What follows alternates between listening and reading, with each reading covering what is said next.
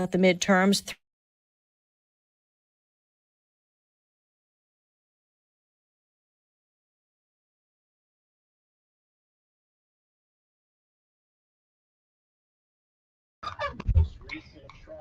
Yes. Can y'all hear us? Hello, hello. Uh-oh. Is this thing on? Wow. We figured that 6 hours last night wasn't enough, so we wanted to give you an extra 5 minutes today. Try 7.5. 7.5 hours. Woo! Wow. I think so.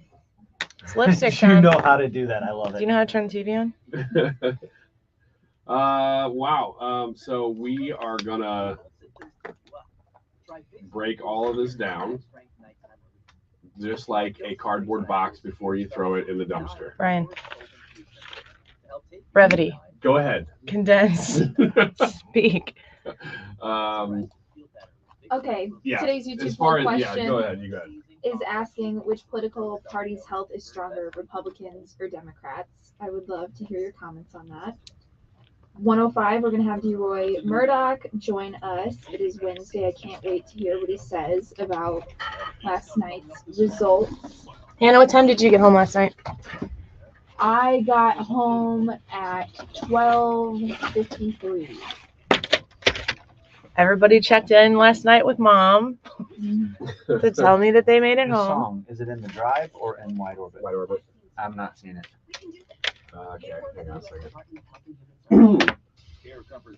Anything else? Okay, clearly we're pretty sleepy. We're All right, Very let's. sleepy. I'm gonna turn the pre-show off now, and we're gonna finish preparing for the show. Yeah. So we will keep listening to the radio, obviously, and thank you for being here today. We are glad that you are here with us on the day after the election. I can't wait to talk to you about what happened last night. So stick around. Weather moves in on Friday afternoon, the high 48. I'm Steve Williams for 97.1 FM Talk. CertaPro painters have powers far beyond those of ordinary painters. For example, they have the power of reliability, the power of doing it right, and the power of fresh color. And this is a great time to spruce up the interior of your home with a fresh coat of paint, and CertaPro can help. Each CertaPro painter's business is independently owned and operated. For your home or business, CertaPro can knock out a great painting project for you. CertaPro painters, the power of pro. Schedule your free estimate at CertaPro.com. That's Certa with a C. CertaPro painters, proven and trusted experts in painting. The federal government is hiring 87,000 new IRS enforcement agents. Make no mistake, with spending out of control, they're looking to collect revenue. The first target will be you. If you have not paid your taxes or filed them in years, let me help you get that target off your back. Hi, this is Lance Drury with the Lance Drury Law Firm here in St. Louis. So if you have unfiled returns, wage levies, bank levies, or tax liens, now's the time to call the Lance Drury Law Firm before the IRS calls you.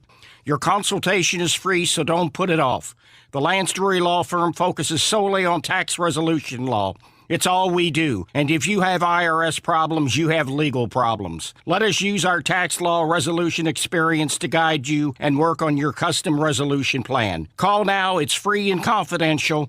Call me, Lance Drury, at 314-260-6120 or go to LanceDruryLaw.com. The choice of a lawyer is an important decision and should not be based solely upon advertisements. 97.1 FM Talk is embracing the spirit of giving to support the Tree of Hope at SSM Health Cardinal Glennon Children's Hospital, and we need your help. Funds raised help the hospital offer programs not covered by insurance, but so necessary to a child's recovery. Most importantly, all children at Cardinal Glennon receive the best care, regardless of their family's ability to pay. Thank you for supporting Cardinal Glennon. Please make your donations to the Tree of Hope today at 971talk.com/Cardinal Glennon or text the word HOPE to 20357. Did you know the Missouri State Treasurer's Office holds over $1 billion of unclaimed property? That's billion with a B.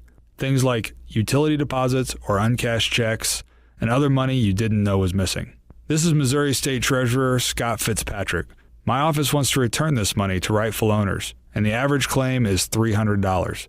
Search your name online 24/7 at showmemoney.com. Claiming your money is always free, so search today at showmemoney.com. Sail with American Queen Voyages in North America's mighty rivers, Great Lakes, oceans, and expeditions to the wilds of Alaska. Call 844-744-0794 or contact your travel professional.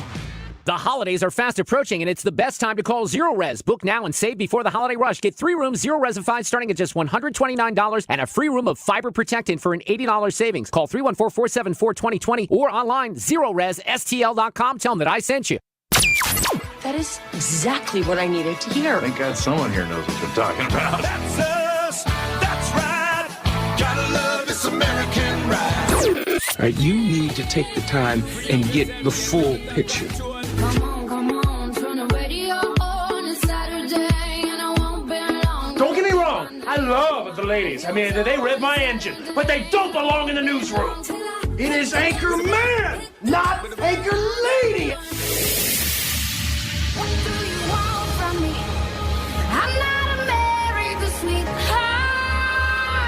Goodness sake, kid. Keep your voice down. Your father's listening to the radio. I'm not America's sweetheart. This is the Annie Frey Show. Over these past 4 years, we've seen major challenges for the people of our state, for the citizens of the United States, and above all, for the cause of freedom. We saw freedom in our very way of life in so many other jurisdictions in this country wither on the vine. Florida held the line. And you hear it in his voice, don't you? Ron DeSantis, a 20-point victory in Florida. Welcome to the Annie Frey Show. It is the day after the election, and I have a feeling that you might be feeling a little down right now, is feeling a little bleak, but I want to start the show with something that might make you feel a little bit better. Dong. We do have some breaking news right now that is very important to the balance of power. Ryan Wiggins in the election center with your news hat on. Yeah, I've got the news hat on and some deep resonance in my sound effects, which I think everybody appreciated. Sounds like a problem. Doctor, I've got some deep resonance in my sound effects. You got a cream for those. Yeah. So Wisconsin. I think that would probably be more of an ointment. I really am not an expert. Isn't that a terrible word? Ointment. I'm Moist. I'm not doing. No, you guys do it. Moist I'm not ointment. doing that. Moist ointment. Yes, enjoy the words. Gong. For your dong. deep resonance. Dong. In your crevices. No, Brad. What the heck? It's not fun, is it? What is it? The announcement that came with the dong dong was Wisconsin has been called for Ron Johnson. So there you go. Wisconsin Senator Ron Johnson retains his seat. That's fantastic. So that gives the Republicans in the Senate 49 seats to the Democrats 48. So let's go back to that place where we were just saying, maybe you feel a little bleak. Maybe you watched the results come in last night with us. I hope you did. We had a great evening covering all of these results. And listen, first and foremost, red wave did not happen. We're going to get to that. I want you to think for a second about what your expectations were, but also what the actual results are. And I want you to think about right now what needs to take place in order to put this country in a better position. I've said this. We've said this. You've said this. You say it every day in messages to me, in comments on the chat, in emails and phone calls to me, that the division of government would be good for the future of the country, to have a party split in Congress, or to have a division in power between the Oval Office and Congress. I am very confident that the minimum number of seats that the Republicans are going to have is 50. I still think that the Republicans are going to have 51 seats in the Senate. I still think that that's possible. There are three seats that are remaining. Georgia, which is going to go to a runoff. They've said that in the last 30 minutes. I saw the news report that the Georgia Senate race between Herschel Walker and Raphael Warnock will go to a runoff. You're going to have to take that for what it is and put that in the win column for right now if you were polling for a Republican win in that race. And Adam Laxalt in Nevada very much so looks like he's going to pull off a win for that Senate seat. And then the question is Arizona. What happens in Arizona? Kari Lake is looking very strong in Arizona. The possibility that Kari Lake turns this election in her favor, this would mirror exactly what happened in the primary. The number of votes that are out and the number of votes that are still being counted are coming from places and kinds of ballots that would be favorable to Kari Lake. Kari Lake could still win Arizona. And it looks as though Blake Masters still is positioned to potentially win that seat in Arizona. So let's just for a second set aside the expectations that were sold to you, that I feel were sold to me. And the question I've been asking myself is, did I sell it to you? Because that makes me feel a little crappy to think that I was here getting you all stoked up for a red wave that didn't happen. Let's for a second, if you will allow me to put myself on the same side of this equation as yourself, put aside what all of the pollsters were saying, what all of the pundits were saying, what everybody was trying to tell you was going to happen. Set it aside. Let's look at what actually has happened so far. We have a potential even split in the Senate. We have a potential Republican majority, still very attainable in the Senate. And there are no pundits that are looking at what is left to cultivate throughout the House that suggest that can the Democrats still pull off retaining their majority? They could. But at this point, it doesn't look like that's going to happen. It's going to be a small majority of Republicans in the House. It just takes one in the House, folks. So let me ask you this. Do you want to win the game, or is it really important to you that you win the game really big? Do you need to have the massive blowout in order to understand and appreciate the results of this election? I understand the desire to want to have a massive blowout. I 100% understand the thought process that goes into how in the world could you look at the situation that we're existing in right now and go, yeah, I'll vote for more of this? And the biggest question that I have, that I think a lot of other people have, set Illinois aside, set St. Louis County aside, because folks, in the county right here in St. Louis and in Illinois, we are experiencing the same frustration, the same what the heck is going on here? What is wrong with the people in this county? What is wrong with the people voting in this state? It's the same thing. And you're looking at the people who got reelected and going, I can't believe it. I cannot understand how this happened. And I can't imagine how emboldened Sam Page and J.B. Pritzker are going to be for their next term. This is what I want you to remember. This is where I want you to take your emotions, set it aside for a second. I want you to squarely focus your eye back on the ball. A 1-seat majority in the House, a 1-seat majority in the House takes the gavel out of Nancy Pelosi's hands and gives it to Kevin McCarthy or whoever. A very, very slim majority of Republicans will have to assess if Kevin McCarthy is going to be the future of the Republican leadership in the House. Even if I don't know where you sit on that. I don't know how you feel about Kevin McCarthy. I know people have strong opinions for and against him. Here's the thing about Kevin McCarthy. Even if he does end up if the Freedom Caucus ends up supporting Kevin McCarthy for the speakership, he is going to have to listen to the Freedom Caucus more than he ever has before because of the way the Republican majority is made up. Every vote will count. Every voice will have to be heard and recognized. In the Senate, if it's a split 50-50, if it's a 51-49, here's where we are, folks. This is what you need to understand about what happened yesterday. Nobody is endorsing the Democrats. Nobody is endorsing the Republicans. Yesterday, people voted for the jersey that they normally put on because, in my opinion, they're discontent with everything that's going on in politics. Our poll question yesterday was, do you know anybody who's crossed party lines to vote? was it 84% or something that said no? Roughly, yeah. That's massive.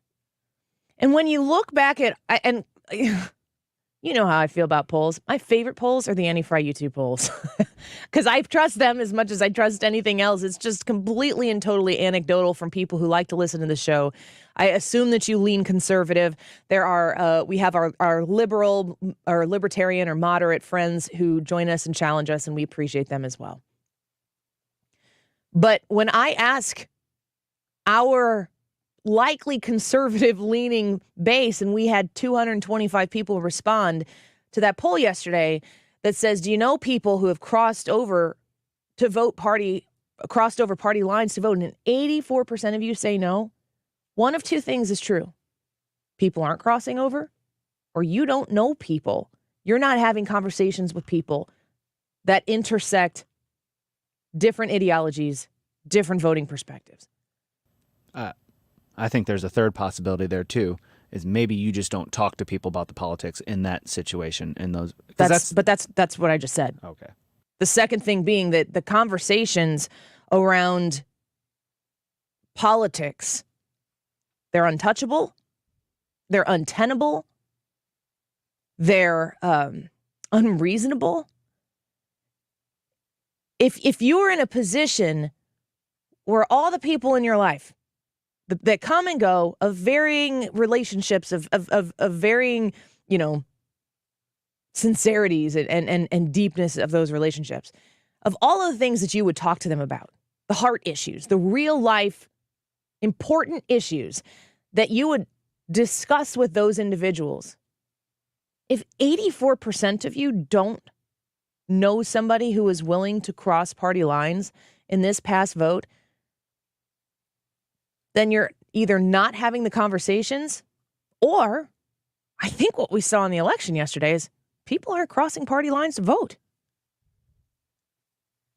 We're seeing split tickets across the country, which means people are thinking about who they're going to support,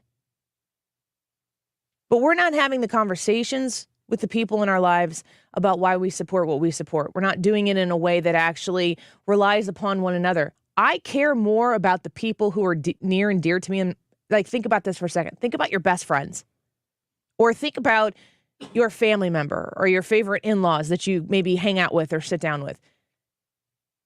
Don't you truly care, deeply care more about why they think something about anything than somebody who's on the television? Yes. Even if the person in your life is diametrically opposed to you or your politics, don't you still care in your gut, in your heart, and in your soul more about that person and why they would vote in a way that is entirely opposed to the way you vote? Isn't that more important to you? I always want to know why, and in a non-combative way, which you have to communicate. Yeah. And, I think that in a lot of cases, it's sad that you'd even have to articulate, I'm not here to attack you. It's nice to do that because, again, you care. But I don't think we're having those conversations. I don't think we're having those talks. And I don't think that the Republican Party provided a solid enough message as to why people should vote for them. The idea that inflation is 8.2%, go out on the street and tell someone that inflation is 8.2%. That doesn't resonate. Gas being high, that resonates. Wow, groceries are really expensive. That resonates. But then what? Yeah, things suck. The response you get from people when you talk about politics, often if they're not politically engaged people, is that they're all corrupt, that they're all bad, and they aren't. There are amazing candidates who ran for office who lost yesterday, who are Republicans and who are Democrats, who worked hard, who invested in themselves, who took out loans to try to make a difference, and they lost, and they cared, because there is a machine out there that runs the show, and I think that machine is obsolete. This is a historical election because the midterm election did not provide results that were a referendum on the administration that is in power. This has never happened before. We are in an era of nonstop media, absolutely zero limitation to anybody's ability to access not a message, but being a messenger. The idea that anybody can immediately publish to the world a thought or an opinion about an issue, big or small, it is in their fingertips. It is in their capacity to share that with the world. And the idea that you have a big machine who's going to package together a message and send it down the line to the voter, it doesn't work that way anymore. Everything that we know about elections, I fear, is going to rapidly change so much in 2-year cycles that people are going to have to be inventive and in the front of the pack on technology and social media and communications in a way that says that the dinosaur way of doing government and politics is not reliable anymore. So manage your expectations, set those aside for a second, and understand that at this point right now, there's still a possibility that the Republicans take both the House and the Senate. And I will rest on this understanding. The very best and most honest and true to form example of what true conservatism is in the country right now is running the state of Florida.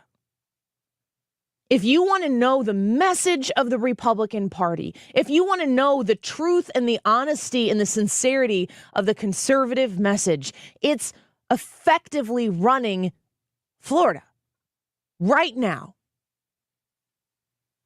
If you want to understand what conservatism stands for and stands against, it is doing that in Florida right now.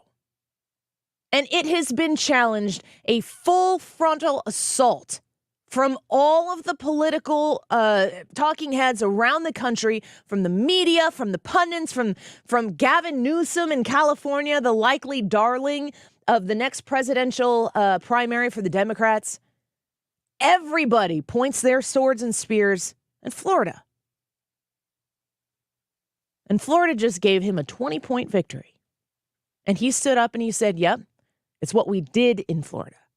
It's what we're doing in Florida, and it's what we're going to keep doing in Florida. And Florida said, you were right. That's what we're doing, which means that conservatism won in Florida. The truest, honest form of action took place in Florida, and it came out ahead. And the people leaving my state in Illinois, the people leaving the blue state of California, they're going to Florida. And they're living an existence that is based on actual policy, actual strength of message that is put into action, and people are living the liberty, the freedom that exists when Republicans are in charge with an actual, honest Republican message. What won in Florida was what Ron DeSantis did. It's not the man. Put another man in there, put another woman in there, do the same things with the strength of message that Ron DeSantis did, it would continue to win in Florida. But Ron DeSantis stood by that message. He never backed down. And the good news is that's a strong message.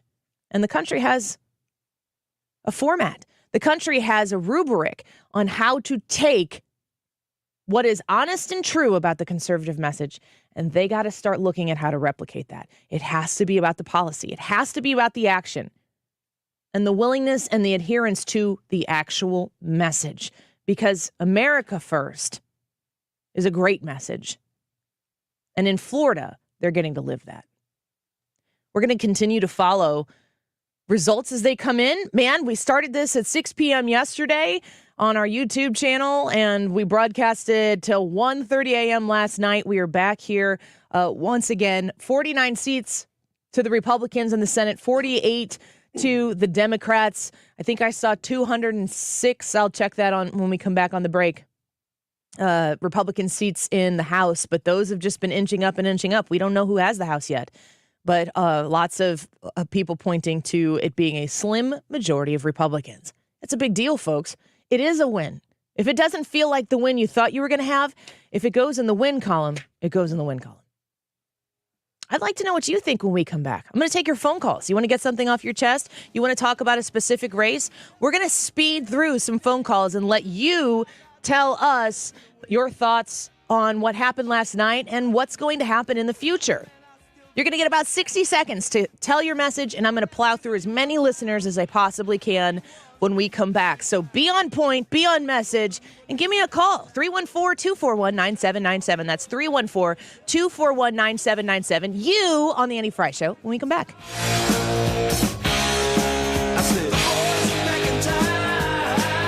You're listening to The Annie Frey Show on St. Louis's home for conservative talk. Find the podcast, on-demand audio, and more at 971talk.com/Annie.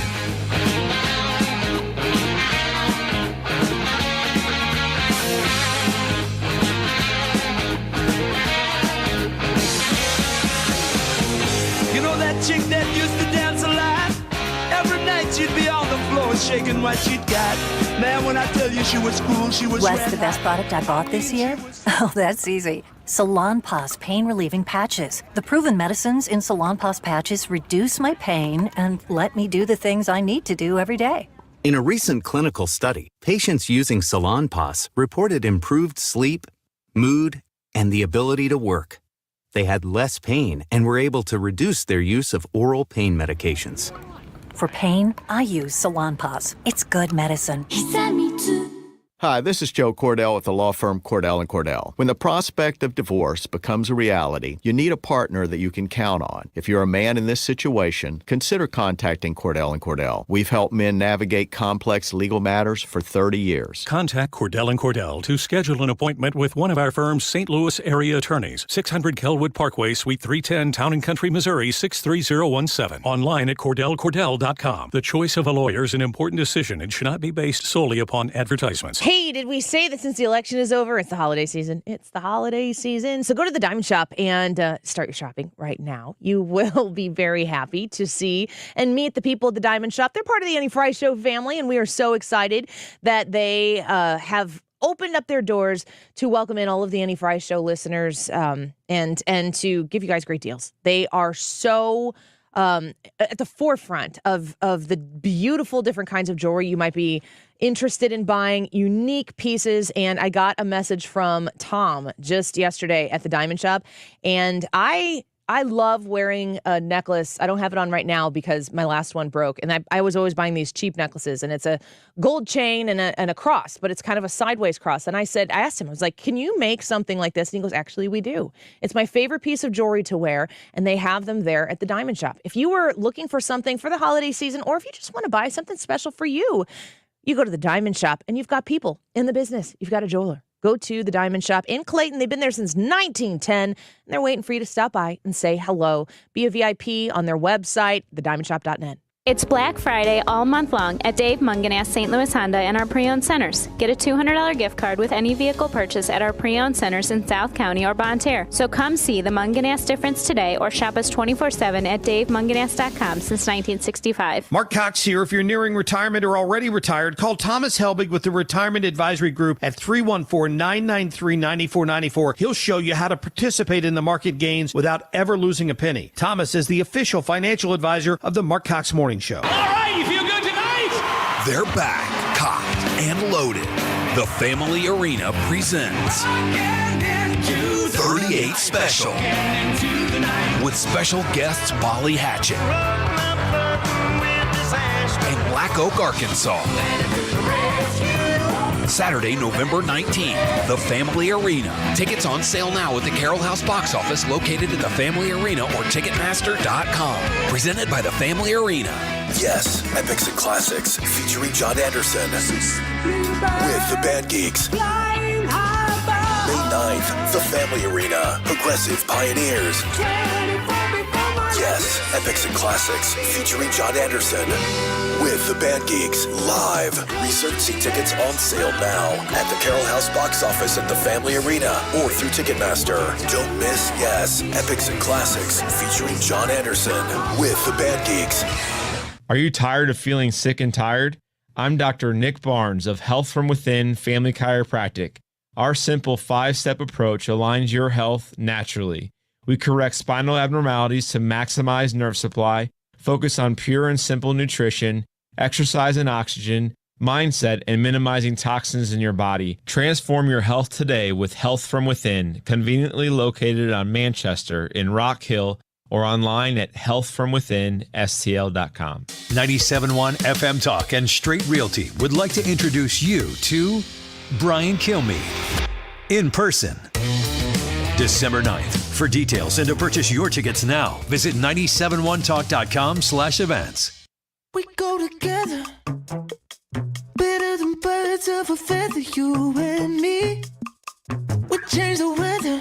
The Annie Frey Show is streaming online. Watch us live on YouTube and subscribe. I've been dancing on top of cars and stumbling out of bars. I follow you through the dark, can't get enough.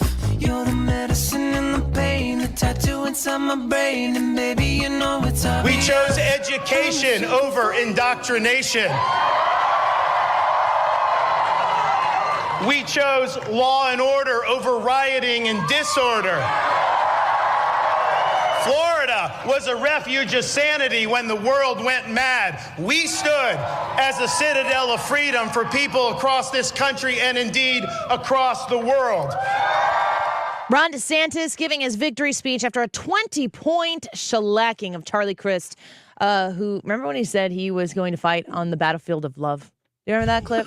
No, I don't remember He that. said that Ron DeSantis, he fights on the battlefield of hate. We fight on the battlefield of love. Oh, okay. What a weird thing to say. So bizarre. He won 20 points. And Marco Rubio, which I think is a really important thing for people to pay attention to. Marco Rubio is not, I don't think, considered like new wave Republican.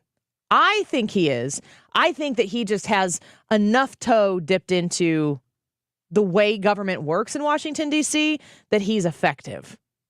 I'm a Marco Rubio fan. But he won soundly in his Senate seat in Florida as well. I think that just shows the strength of the state. All right, I said I was going to take your phone calls, and I want to know what you think. I want to know what you feel about what took place yesterday and what's coming ahead. You can get whatever you want off your chest. I am going to give you like 60 seconds to make your point because I wanted to get through all of the phone calls that we have here. 314-241-9797, 314-241-9797. I'm going to put you on the air, say what you need to say, and we will keep moving through and having the conversation with you today, the day after the election day. Let's get to Dave right now. Dave, thanks for calling the Annie Frey Show. Hey, thanks, Annie. Several years ago, I donated to the Republican Party, and they have bombarded me with solicitations for the past several years. Every one of them, I handwrote that I'm not donating until Donald Trump withdraws and endorses Ron DeSantis. He's the man. He's the younger generation. Don's getting old, and just, et cetera, et cetera. But Ron is the real deal. It's not just his policies. It's the personality, his family, everything. So I agree 100% with what you said. So just get it done. I don't know how you do it. Just get it done. Ron, thank you so much, Dave. I appreciate that. Let's get to Tim. Tim, thanks for calling the Annie Frey Show. Hey, you bet. Thanks for taking the call. Love you guys. Doing awesome work. Thank you. Here's so that clip that you guys just played of Ron.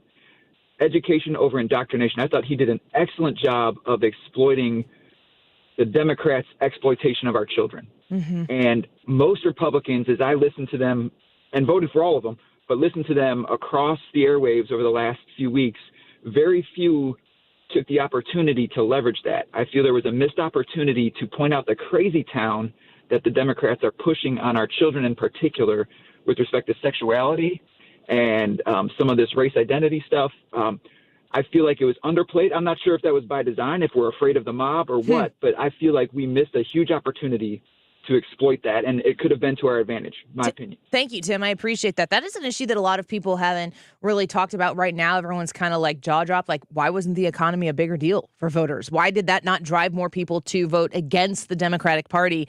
But what Tim's saying there is there are reasons to vote for the Republican Party. Ron DeSantis was effectively able to make that case in Florida. Maybe other people should as well. 314-241-9797. Vicky, thank you for calling the Annie Frey Show.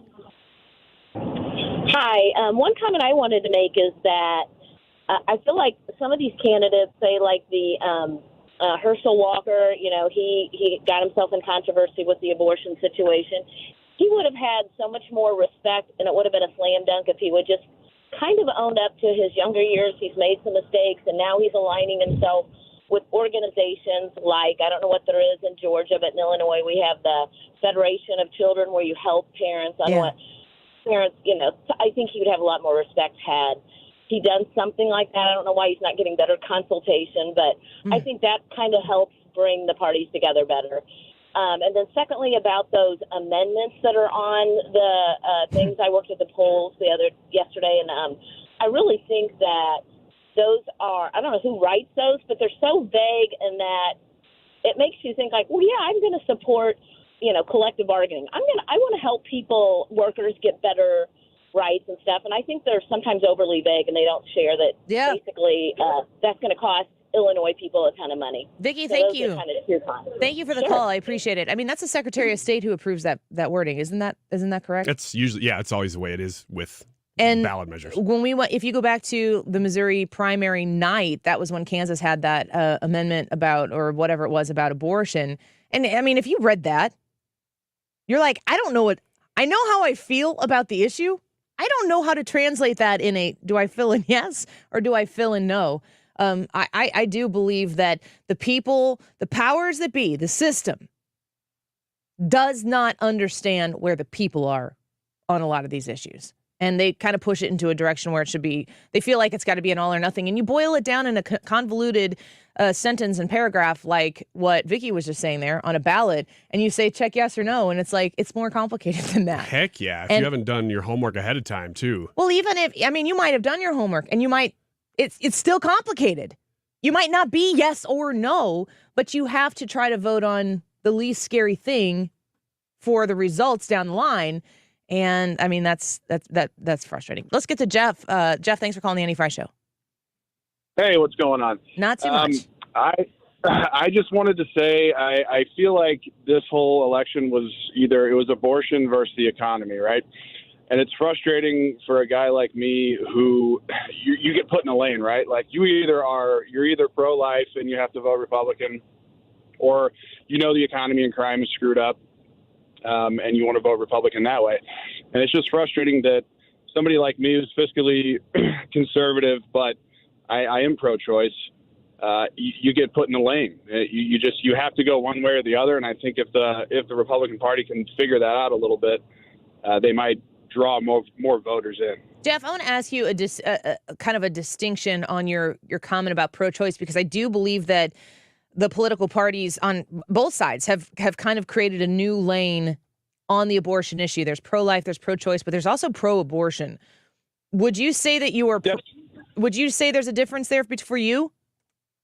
Oh, no, big time. I am pro-life. Here's what I always say. I'm pro-adoption, right? Mm-hmm. Like, I wish people went that route, but I lean pretty libertarian. I feel like we should let people choose. I don't think the government or anyone should be able to step in and say, you can't go get that abortion. I disagree. I don't think you should get that abortion, but I don't think that the government has the right to tell you not to do that. That's a great call, Jeff. Thank you for reaching out to us. We appreciate it. Let's get to Jenny. Jenny, thank you for calling the Annie Frey Show. Hi, Jenny. Are you there? Go ahead. Hi. Yes, I'm sorry. That's good. Hi, Annie. Hello. Thanks for giving us a call. Hi. What do you think? Hey, well, I'm just going to go ahead and piggyback off what was just said then. I do think that we've scared some voters. I'm 100% pro-life, go to Washington and march every year. I think there's no exceptions. But I think that we do a poor job of showing the facts to people who, like the previous caller, they think, it's something I wouldn't do, but you should have the choice. I think that we need to do a better job of coming back at some of this information. There's people who go to the polls and they vote, hey, if I need to have a DNC or I have a miscarriage, and that's not going to be available to me if I vote these pro-lifers in, and that's just not true. There's just too much of that kind of scare tactic stuff that I think is sitting with people. I'm 40. I think that people kind of in my age bracket, they even didn't go and vote because they knew that JB was just going to take it regardless. And then they lost out on picking some of these candidates like Regan Deering, who would have been great for my district. But I agree. I agree with you wholeheartedly, Jenny. Yeah. Yep. Thank you for calling. I appreciate it.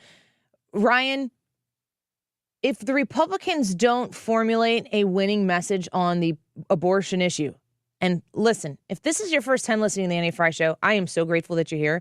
I will just say in one footnote of a sentence, I am pro-life. If you want to vet me on that, you can listen to the podcast. I'm pro-life. I'm not equivocating anything here. You cannot do anything legislatively to help save babies if you do not get elected. Yes, that is a fact. So the message needs to exist because right now it took Republicans off guard, Roe versus Wade being overturned, and they didn't seem to have a cohesive message. There were a lot of trigger laws. There were a lot of different states handling it differently, but no real leadership on it. Let's get to Arnold. Arnold, thanks for calling the Annie Frey Show. Hey, Annie, how are you? Doing okay. I'm calling. Oh, good. I'm calling on the red wave was a red puddle, primarily, and I agree with Jeff. The abortion issue is a big thing. All the pundits didn't see the youth vote. They didn't see that Joe Biden, in my opinion, is a horrible president. And the red wave should have been stronger. Mm-hmm. But it wasn't because, especially me, I'm older than, I'm almost 60. I didn't take into account of things that the youth believe and feel. And so I'm thinking of the traditional ways of how we do things. And even myself, I'm pro-life from my family. What you do with your family is your business. So that makes me pro-choice. And like Jeff said, I have nowhere to go now because I am pro-choice only because of the definitions. Ronald, So real with quick that- before you go on, if it seems to me like you're saying that your pro-choice perspective is a top tier priority for you when you go to vote. Does that supersede, or do you still see President Biden and the need for some divided government in Washington, D.C.? Where does the abortion fit in for you when you go to vote? For me, abortion at my age, as my family, abortion is 4, 5, 6 down the line. I care about the economy. I care about the reckless spending. I care about a lot of things that has to do with the infrastructure of this country. And when you talk about abortion, well, again, from my family, I don't want anyone to have an abortion. But I can't tell anybody else what to do with abortion. So if I want to be conservative, that throws me out of the box right there. Arnold, thank you for the Number call. one. Yeah, I'll let you make one more Okay, real quick point. quick, too. Yeah. Real quick. I believe in a runoff in Georgia that Herschel Walker is going to get shellacked. Right now, today, yesterday's election, a lot of people voted for Kemp and against Stacey Abrams. And you only have a chance to vote for Warnock or Walker. I think he's going to get shellacked on a runoff. That's all I got to say. All right. Thanks, Arnold. I appreciate it. Can we push off Wiggins America and take, because we got a full board of phone calls? Sure. 314-241-9797. We'll get to Wiggins America in, I'd probably say, like 125. We got Deroy Murdock at 1 o'clock. Keep calling. We'll get to as many phone calls here as we can. The day after the election, if you got a thought you want to get off your chest, how about doing it right here on the Annie Frey Show? 314-241-9797. Keep calling. If you can't get through, lines are full right now, but we will keep going through as many of you as we possibly can. Back in a minute.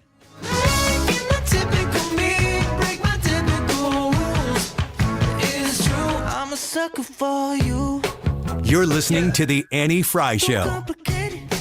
Follow Annie on Twitter at Annie Frey Show.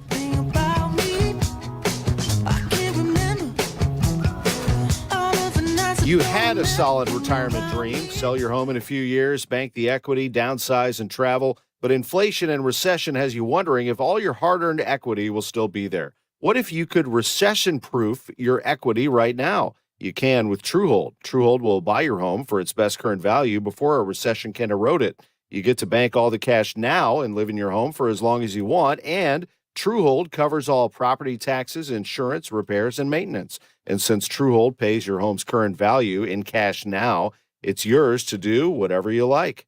Don't wait for inflation, recession, and interest rates to erode your home's value. Visit Truehold.com and discover how much Truehold will buy your home for today based on its best current value, not what's coming. Call 1-855-300-9993 or visit Truehold.com. The smarter, faster way to cash out on your home's value without having to move. That's Truehold.com. AirComfortService.com. I think it's supposed to get kind of chilly this weekend, isn't it? The bottom's supposed to drop out of the temperatures and get cold. It's time. Yep, it's happening. Time. I'm okay with that. I'm ready for the cold weather because, after all, it is the holiday season. I'm going to say that. Today's awesome, though. We got to enjoy this. I'm going to say every ad today. I'm going to work in the holiday season. You do not want to be where I was a couple years ago, right during opening presents at my in-laws' house. We checked. It was when Molly had been born. She was a baby. We would take the air down when we were not there and, bump it up a little bit before we were going to come home. And, folks, the furnace was not working, and it was 50 degrees in our house. We called Air Comfort Service. We had them come out. They did the emergency call the next day, and they came out and gave us options about replacing our furnace. And it was, here's what it costs to replace. Here's what you can get with rebates. Here's how we can do financing. Here's what we can do to fix it. And it's going to cost this much to fix it. We made the decision to go ahead and replace it because we knew that the unit had probably gone to its life. So I went with Air Comfort Service for my home. I went with Air Comfort Service with my own money to install a new furnace to keep us in our comfort zone in an emergency situation. I want to make sure you have their phone number in case you find yourself in the same situation I did. 314-513-0091. That's 314-513-0091. Online at aircomfortservice.com. To have a roof over your head, a nice roof over your head, is very important. That's Rick talking about his experience with Rhino Shield ceramic coating. We got Rhino Shield 18 years ago, and they were very cooperative on getting us the right paint. They were in and out and done in no time. Once it was finished, looked great. We were very happy with it. The main reason Rick called Rhino Shield is because it's backed by a 25-year transferable warranty. We've watched a lot of people get their house painted 3 or 4 times, and we haven't had to do any of it. I don't know about you guys, but I don't want to have to paint it every 5-7 years. Take a tip from Rick and put down the paintbrush and call Rhino Shield for your free evaluation. 877-25-RHINO. 877-25-RHINO. Or visit 877-25rhino.com. We got Rhino Shield 18 years ago. Financially makes sense, especially if it's going to last like this did. Still looks great. Call now. 877-25-RHINO or 877-25rhino.com. No paint, don't Rhino. Go Rhino Shield. Never paint your house again. Rhino Shield. Hi, George Weber. Check out my alter ego, Skip Weber, every Saturday night, 9 to 11. The Saturday Evening Rock Show, the greatest rock and roll show on a talk station in the world. Don't miss it. 'Tis the season to get Diamonds Direct's unbeatable price, plus an extra 20% off virtually everything. Yes, it's happening next weekend, November 18th through 20th. 3 days of spectacular store-wide savings. All rings, all earrings, all pendants, all bracelets, all on sale. This is the last store-wide sale of the year. Now is the time to shop and save. Designers are here with their entire lines, all at the lowest prices of the year, plus special financing. Details at diamondsdirect.com. It's November 18th, 19th, and 20th only, and only at Diamonds Direct. Your love, our passion. You're listening to the Annie Frey Show live from the Air Comfort Service Heating and Cooling and Insulation Studio. Air Comfort Service is hiring licensed journeymen. Don't have a journeyman license? Air Comfort Service will help you get it. Get guaranteed hours year-round and more. Apply online at aircomfortservice.com. The results are in, but the coverage continues. 97.1 is your home for analysis and opinion on the 2022 midterms. So keep it here.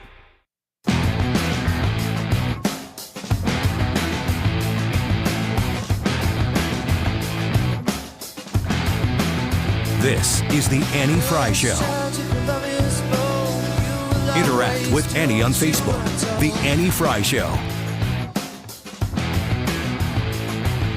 We made promises to the people of Florida, and we have delivered on those promises. And so today, after 4 years, the people have delivered their verdict. Freedom is here to stay. If there was an unequivocal, undisputable victory last night, it was Ron DeSantis. Ron DeSantis has a mandate in Florida. There's no part of what Ron DeSantis has done in Florida the last 4 years. And remember, he squeaked by against what's his face? Andrew Gillum, yeah, something like that. And 30,000 votes. Google him. He's good job, Florida. Yeah. Way to go. You nailed it. You stuck the landing, and you finished with a gold medal. Ron DeSantis for the win. 20-point lead over his challenger, Ironically, even the Democrats in Florida used to be Republicans because Charlie Crist is the challenger there. I want to plow through as many of these phone calls as we can in the short amount of time we have. So I want to get you on here, let you make your point, and keep moving through. Let's start with Mark. Mark, thank you for calling the Annie Frey Show. Good to have you here. Hey, Annie, how's it going? Doing okay. What do you think about the results? I think the Republican Party needs to take a page from DeSantis and Youngkin as to how they want to move forward and be a successful party. I get tired of being pigeonholed like your one caller, what was his name, Tom, Tim, whatever. There's so many issues that I'm liberal on that it really doesn't affect my everyday life. And what are the key? Give me the top two issues, Mark.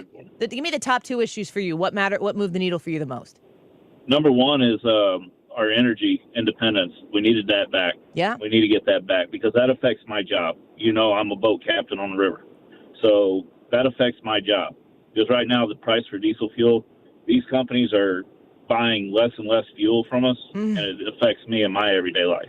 And number two would be the gun control issue. Right now we're safe. Thank God we took the House, or looks like we are going to take the House to block all that.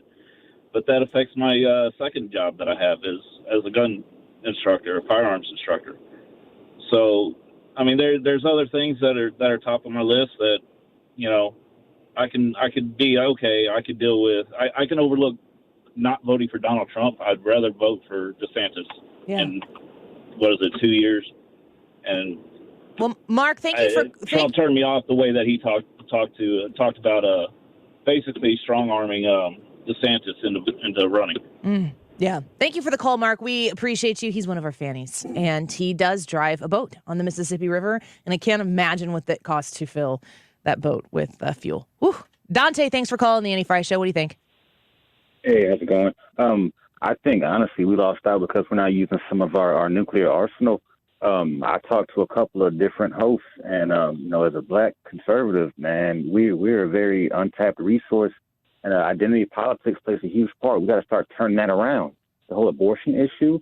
First and foremost, I don't believe in telling anyone what to think either or what to do, but we can't kill innocent babies. And I think choice starts at clothing, not conception. So, one thing we need to tell people is, hey, guess what? Margaret Sanger, that started Planned Parenthood, which does the majority of these, she was an avowed racist that wanted to get rid of all of us by killing our babies. That's why we have a large number of abortion clinics in black and brown neighborhoods. Yeah. We can't get that message out unless we elevate voices. All the people I talk to, I'm like, if you just had one of us on in the morning, I talk to, Almond a lot. It's like, I don't hear any co-hosts. I don't see myself and anyone around. There's no representation, if we're going to use a term that the left likes to use a lot. And those are weapons we need to start pulling out of our arsenal. Dante, thank you for the phone call. I appreciate it. And I love what you're saying about the abortion issue because we've been saying this on the background here on the break. It's hard to hear I'm not for abortion, but the idea that somebody else would want to kill their baby, I can't weigh in on that. I want to talk more about that issue later on in the show because I do think it's more than a quick quip to respond. It's a big conversation. Yeah. So let's have it here in a little bit. Brad, can we get a couple extra minutes in this segment just to make your job a little more complicated? Thank you. Absolutely. Sean, thank you for calling the Annie Frey Show. Hi. I just wanted to say that because of, I don't know if you've heard the phrase Trump derangement syndrome. Sure. I think that was TDS coined a long time ago. Yeah. But because of that, DeSantis is going to be the only correct answer for serious conservatives in 2024 who really want a conservative, White House. Because there are tons of people. First of all, tons of people just elected John Fetterman. That's unbelievable. And second of all, those same type of people will come out to vote out of the woodwork who ordinarily wouldn't even know that it's election day and do not understand the issues and do not understand, the Electoral College or any of those things. They will come out. Those are the people who Trump derangement syndrome affects, are the people who know very little, who aren't bright, but still vote. So, Sean, you're saying occasionally, depending. DeSantis or bust?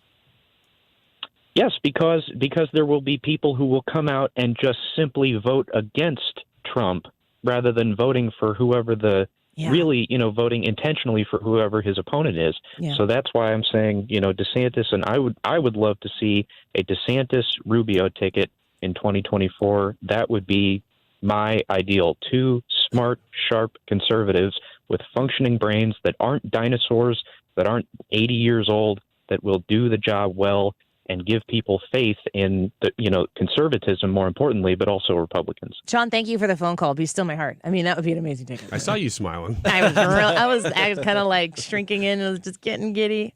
Florida would be like, hey, what happened? Hey, wait a second. Whoa. Everything was fine here. What did you do? Rick Scott's not going, is he? Oh, man. Megan, thanks for calling the Annie Frey Show. Hey, I'm chomping at the bit here, Annie. Get at it. Let's go. You had your earlier callers, Jeff, and I forget who, but they were the ones that were talking about, I'm pro-life in my own family, but pro-choice for whoever else. And here's why, for those of you who are that, I want you to hear why that doesn't work in a person like me, who is, a white, young, suburban Christian, one of the most hated groups on the earth. And that is that because we believe that is a life, that is murder. And I don't think people are understanding that. Why don't you, Jeff, your first caller, why don't you want your own family to have an abortion within your family? Well, it's because you know that morally that is a murder of a child. Well, if you believe that's a murder of a child, then, brother, that is a murder all the way around. And you have got to defend that. Now, if you want to be, we want to have the issue of we don't want to deal with transgenderism, we don't want to deal with homosexuality, that's got to be behind your own doors. Okay, fine. That doesn't affect my core belief, which is that I am going to be the defender of life.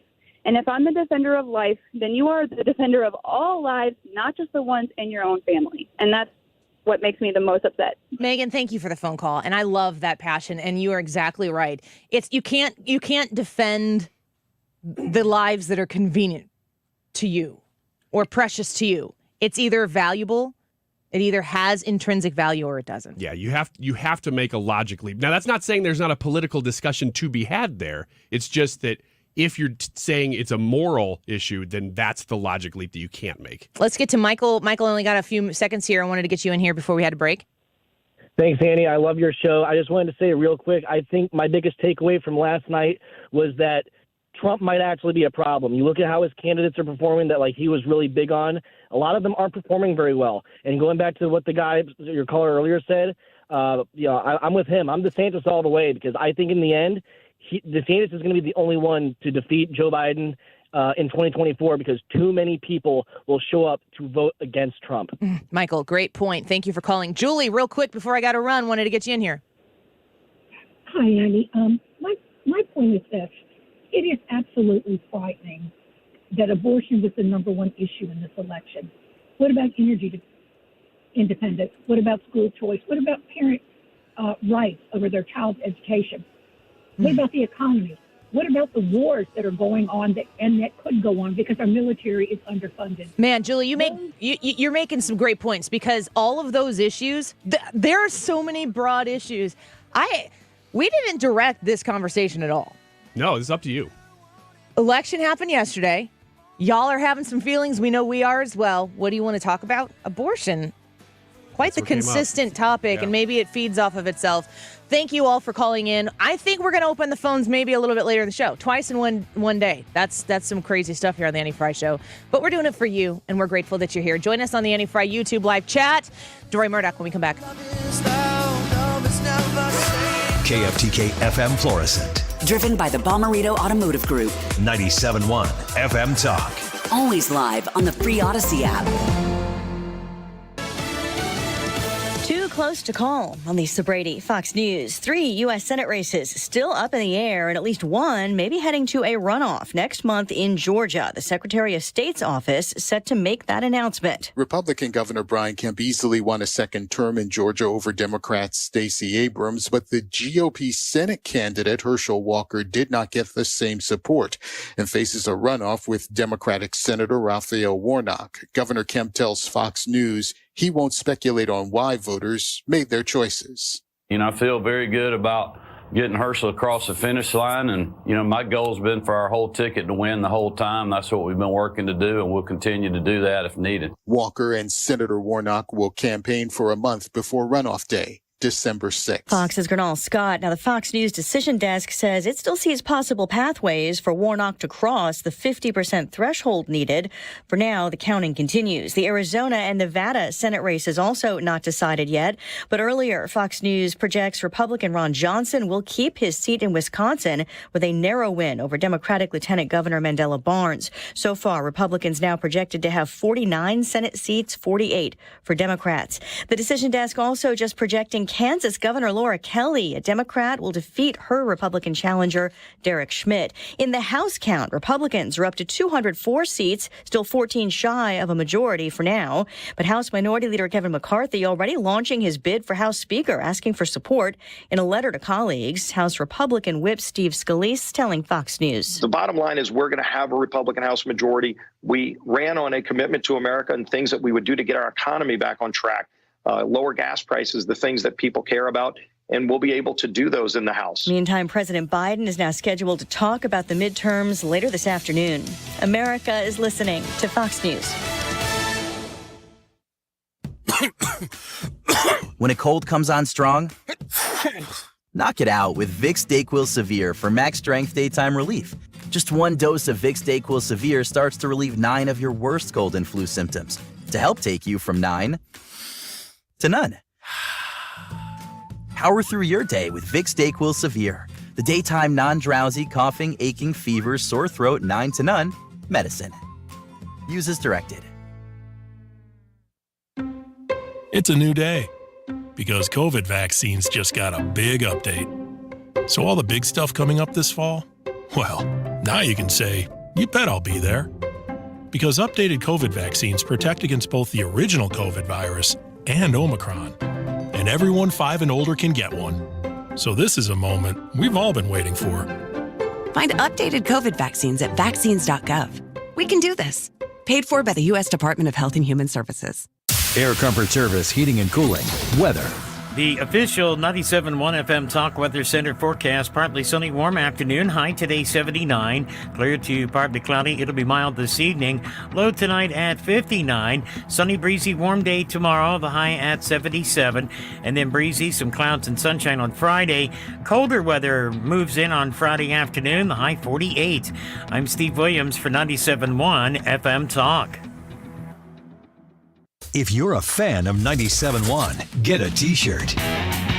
Visit 971talk.com/merch to see all the new t-shirt designs and show your support for St. Louis's home for conservative talk. 97.1 FM Talk. Hi, my name is Curtis Barks with Complete Auto Body and Repair. In honor of our newest location in Cottleville, for any new customers, simply come into any of our 6 locations and ask us to pay the first $50, and we will. That's right.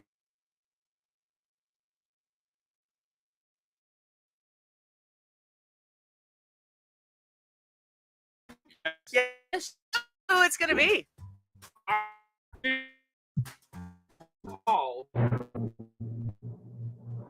Missouri.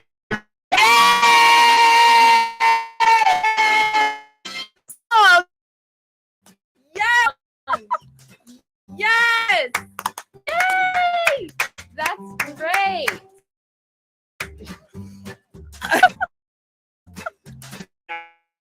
I return.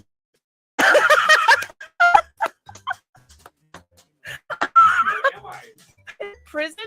It is prison. This is live from Illinois.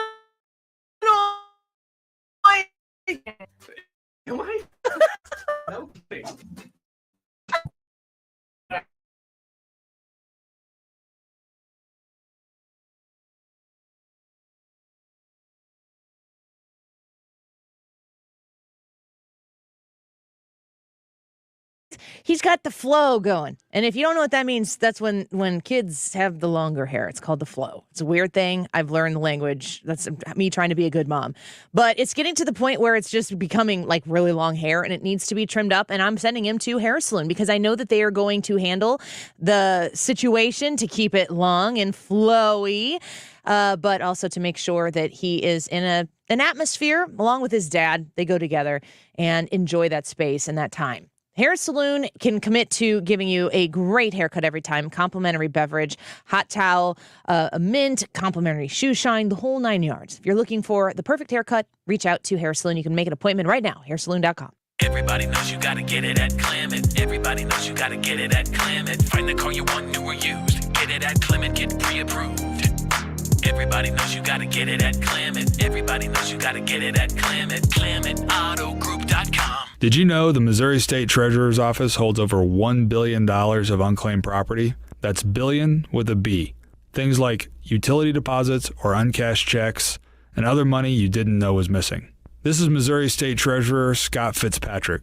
My office wants to return this money to rightful owners, and the average claim is $300. Search your name online 24/7 at showmemoney.com.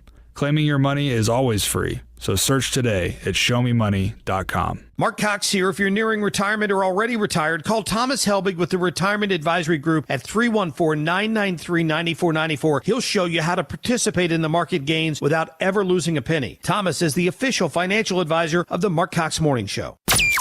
That is exactly what I needed to hear. Thank God someone here knows what they're talking about. That's us. That's right. Gotta love this American ride. All right, you need to take the time and get the full picture.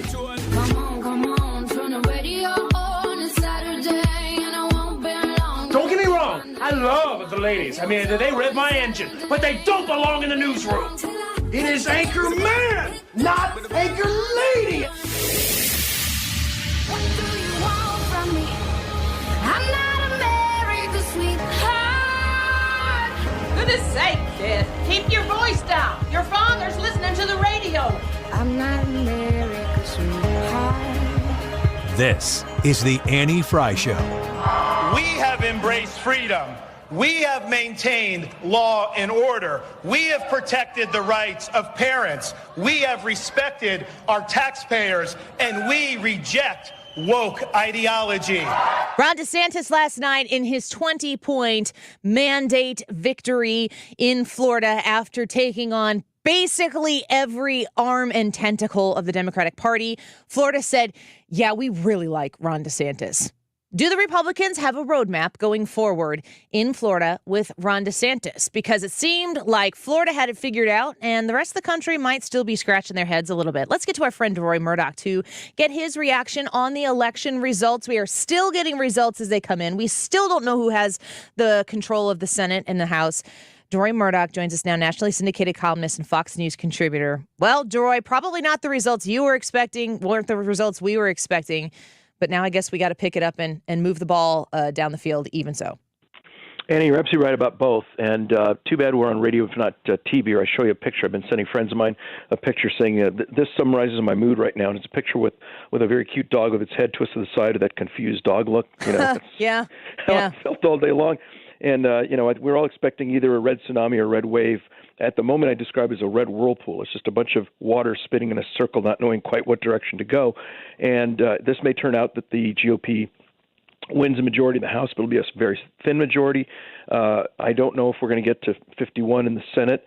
This may end up, I think we're going to announce a recall in Georgia. So I wish I'd written this down somewhere, because my fear all along would be what would happen is we would have maybe Laxalt wins in Nevada. We end up with 50 Republican seats. The Democrats get 49.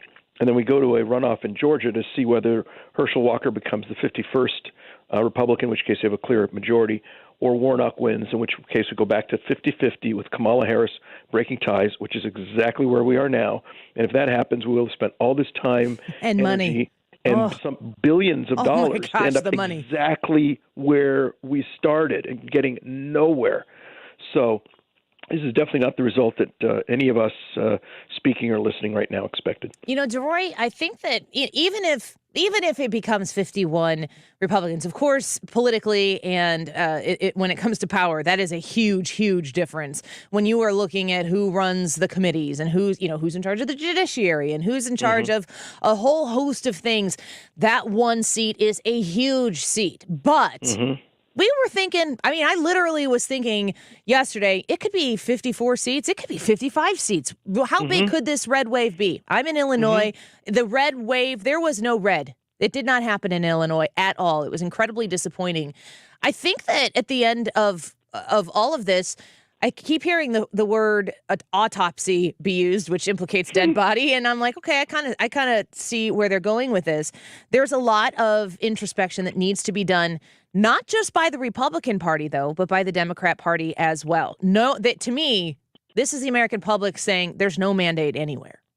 Yeah, I mean, this is a total muddle, which means people are, the people are, I guess, at best slightly satisfied as opposed to tremendously satisfied, but at the same time, not totally miserable either, or the GOP would have done as well as we thought they would.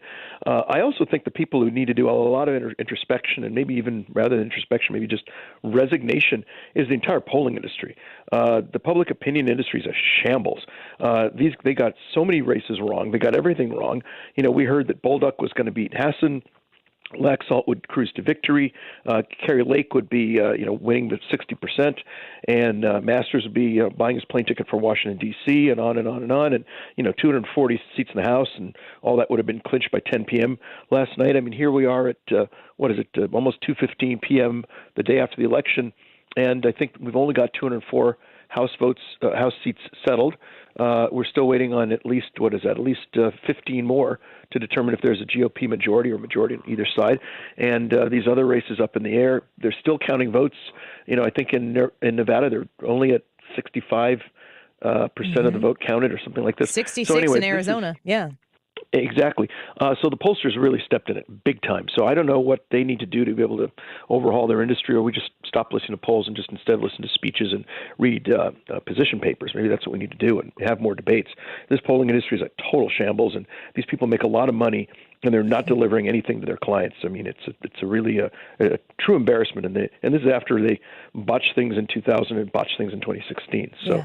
I don't know what we're going to do about the public opinion industry, but it's just a complete mess right now. I agree with that. And I am famously super annoyed by polls because I always believe that they are meant to be persuasive, not informative. And I don't like people trying to put together a data picture that is supposed to persuade me. I'd rather just see it and make a decision myself. But when I think about this moment in time right now, Republicans and Democrats are scratching their heads. You use the phrase whirlpool. That is a fantastic analogy because it's just dizzying to look at the situation right now. If you're on the Democrat side, how many Democrat pundits did we see on CNN saying, yeah, the Democrat Party is not paying attention to its voters and they missed the mark and missed. The Democrats were saying it too. I wonder if right now, take all of what we expected to happen and set it aside. If the Republicans do have, which it's expected to be the case, if the Republicans do get a majority, even if it's a one-seat majority in the House, and the possibility still is it's very possible that there could be a one-seat majority of Republicans in the Senate.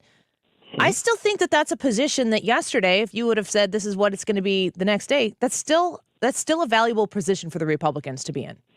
Oh, absolutely. Look, it's no question. It's better to have a majority in both houses to decide what bills either come to the floor to get voted on or just get sent to committee for endless inspection and reading and debate and never actually get to votes, to be able to decide which committees will hold hearings and bring people in and ask them tough questions, to have subpoena power to get to people like Hunter Biden and Merrick Garland and the people at the FBI who decided, hey, it's a really good idea to call parents concerned about the situation in their schools, to call them domestic terrorists. What was that all about?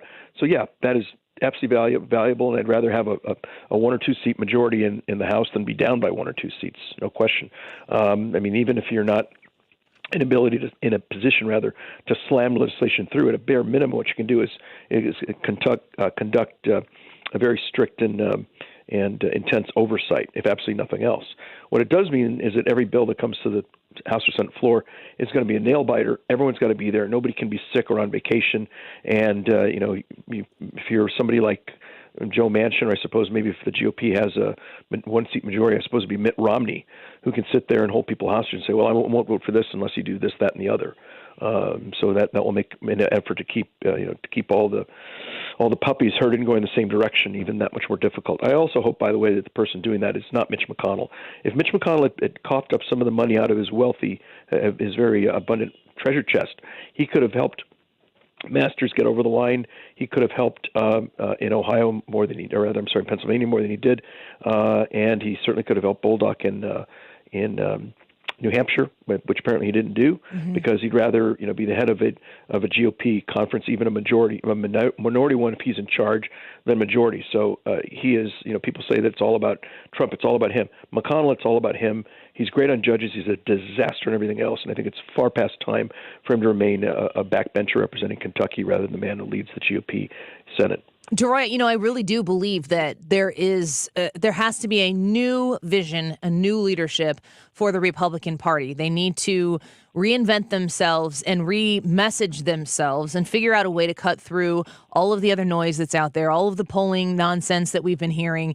The other thing I can't stand about polling is it causes everybody to be reactive. You wait and see what some poll says, and then you decide what to do. Well, what do you stand for? What is the message that matters to you? And I feel like that's kind of what's missing in politics today, that everybody is always repositioning, and you're always constantly repositioning yourself. And it's hard to kind of pin down who are these people and what do they stand for? I think Ron DeSantis is a perfect example in Florida as somebody who, who Ron DeSantis is, what Ron DeSantis stands for. And Florida said, yeah, we're good with that.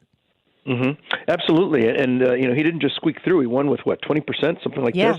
20. And I think his coattails probably helped Marco Rubio, won by, I think, 7 or 8%. A number of congressional people won in the House.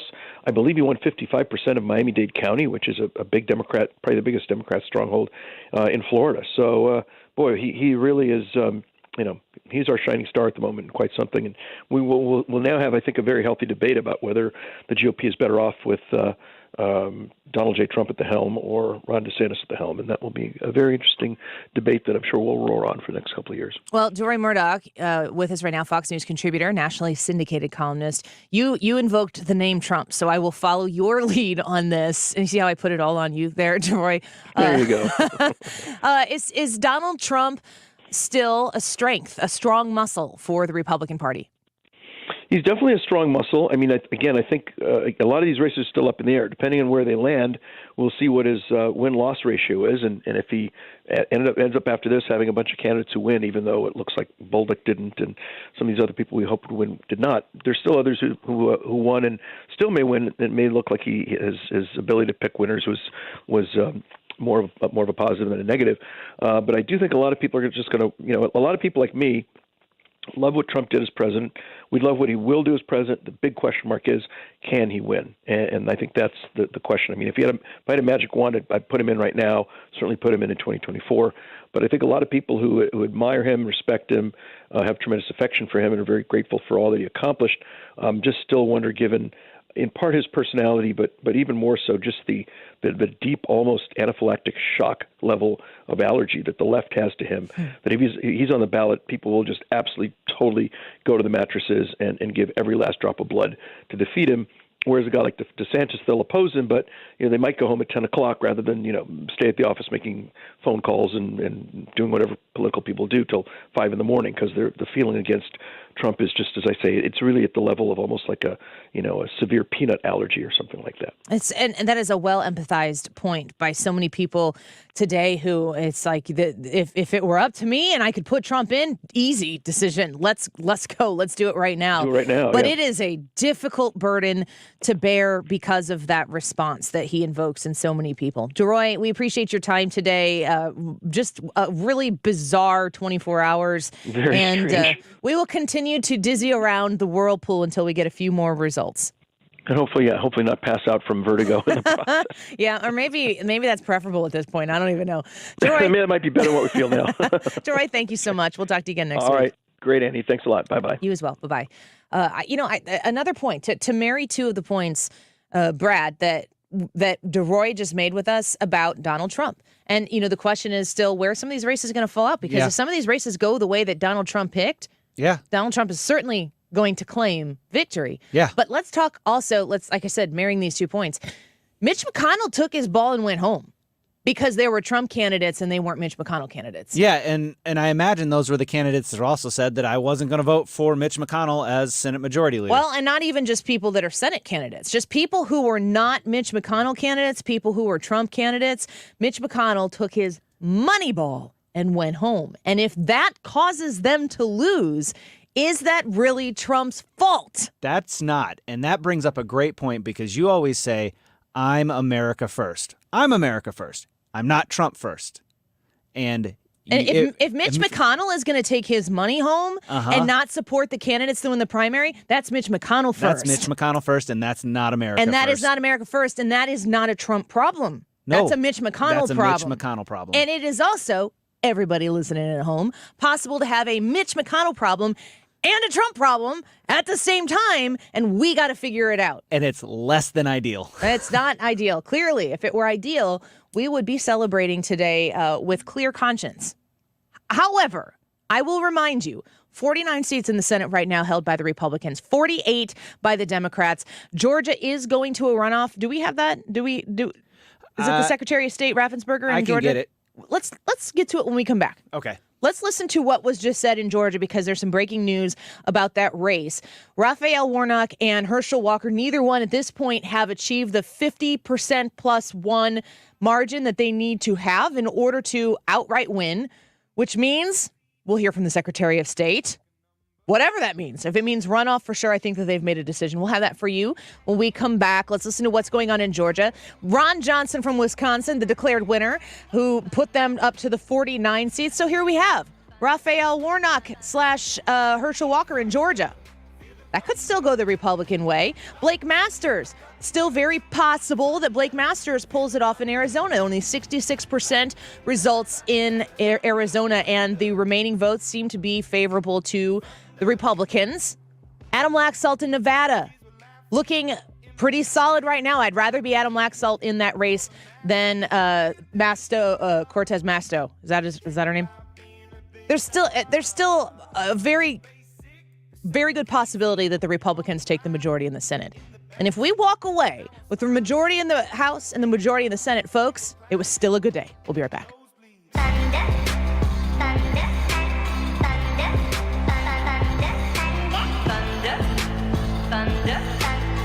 The Annie Frey Show is streaming online. Watch us live on YouTube and subscribe.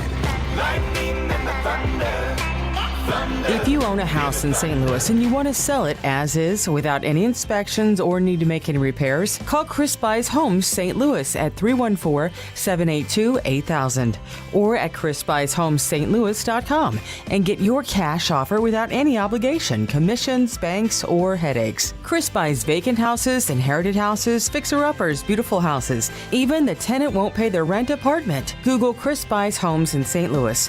That's Chris Buys Homes in St. Louis. And check out the best reviews from satisfied customers. When you sell to Chris, you decide when you want to move, according to your schedule and your terms. Go to chrisbuyshomesinstlouis.com.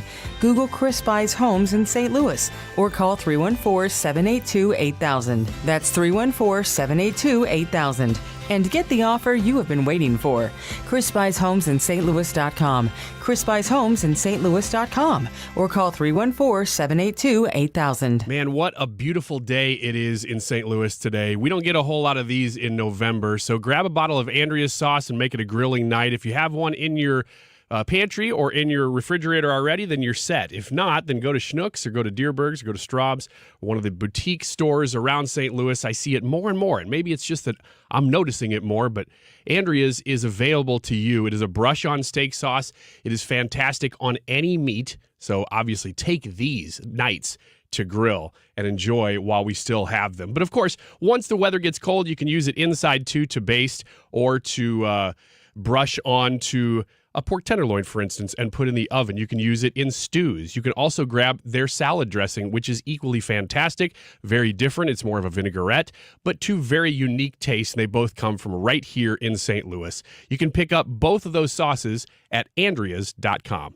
Recent impacts with inflation, ongoing COVID concerns, and geopolitical conflict have us all and the markets on edge. Heisey Advisory Group understands the importance of having a customized strategy for retirement, especially during uncertain times, to help ensure these concerns don't have an impact on your retirement. Heisey Advisory Group is a St. Louis-based, family-owned and operated holistic retirement planning firm. Our team has defined a process that puts together all the pieces of the financial puzzle, working with all of your service providers to help develop an individualized plan that grows with you as your life changes and your needs evolve. If you're not confident that your retirement plan is on track to deliver the lifestyle you want amid historic levels of uncertainty, call us today at 314-328-6000. Again, that's 314-328-6000. Investing involves risk, including the potential loss of principal. Firm provides insurance services. Investment advisory services offered only by duly registered individuals through AE Wealth Management, LLC.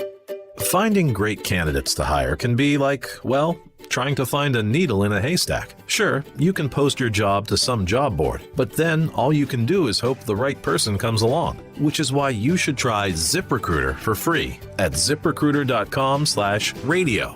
ZipRecruiter doesn't depend on candidates finding you. It finds them for you.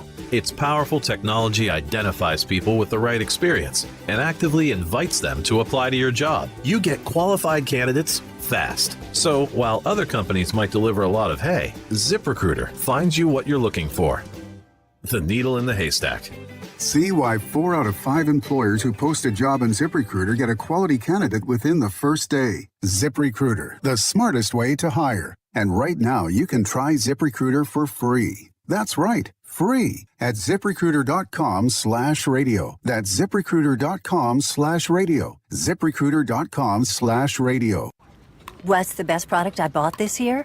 Oh, that's easy. Salonpas pain-relieving patches. The proven medicines in Salonpas patches reduce my pain and let me do the things I need to do every day. In a recent clinical study, patients using Salonpas reported improved sleep, mood, and the ability to work. They had less pain and were able to reduce their use of oral pain medications. For pain, I use Salonpas. It's good medicine. He sent me to.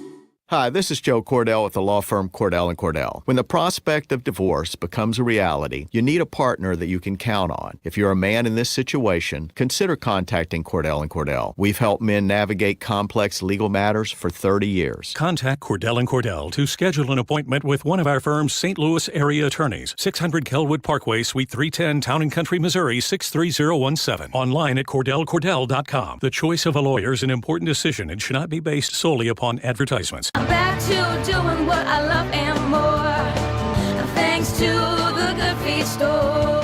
The pain was so bad, it felt like I was walking on knife blades. It took my life away. And my doctor recommended that I go to Good Feet. I took about 4 steps and started to cry. It was the first time that I had no pain. I'm not an actor. I want people to know, whether you're young or old, these are life-changing. I've tried the rest. The best is Good Feet. I'm ready to rock and roll, man. Let's go to the ballpark. We're going to Monster Jams. We're going camping. My attitude's changed. I'm a happier man. I'm like a regular dad now. The kids have seen that change and that confidence in dad, and they like the new dad.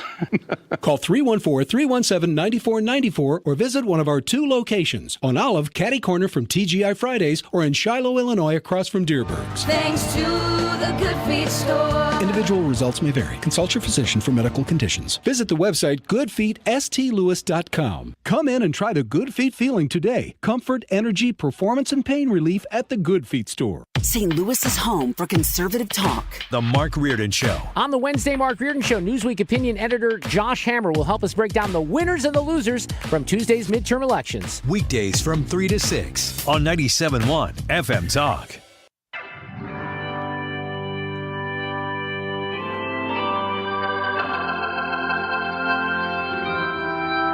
I met a guy at Bozeman. He liked drinking or smoking. It was fun till he asked we could keep things open. There was one in LA. He had his head screwed on straight. So I found out he was married. You're listening to the Annie Frey Show on St. Louis's home for conservative talk.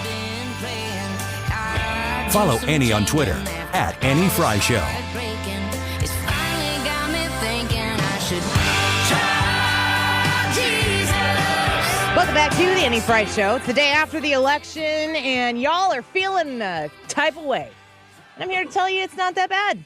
Everything, the sun came up today, and the Republicans are likely still going to control the House. The Republicans still have a distinct possibility to actually control the Senate. A little bit of a steeper hill to climb, but honestly, the Democrats shouldn't be feeling great about it right now either. The Adam Laxalt in Nevada is ahead. Yep. 66% in Arizona, with the remainder supposedly favorable to the Republicans. Blake Masters is well within striking distance. And Raphael Warnock and Herschel Walker going to a runoff.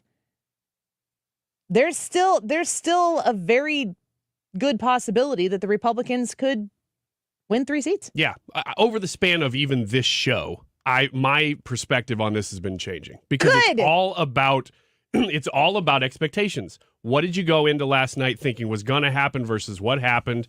And it's a situation that actually feels a lot like 2020 that we may end up having to wait for a runoff in Georgia again. Let me ask you guys a question. So let's go back about 4 months.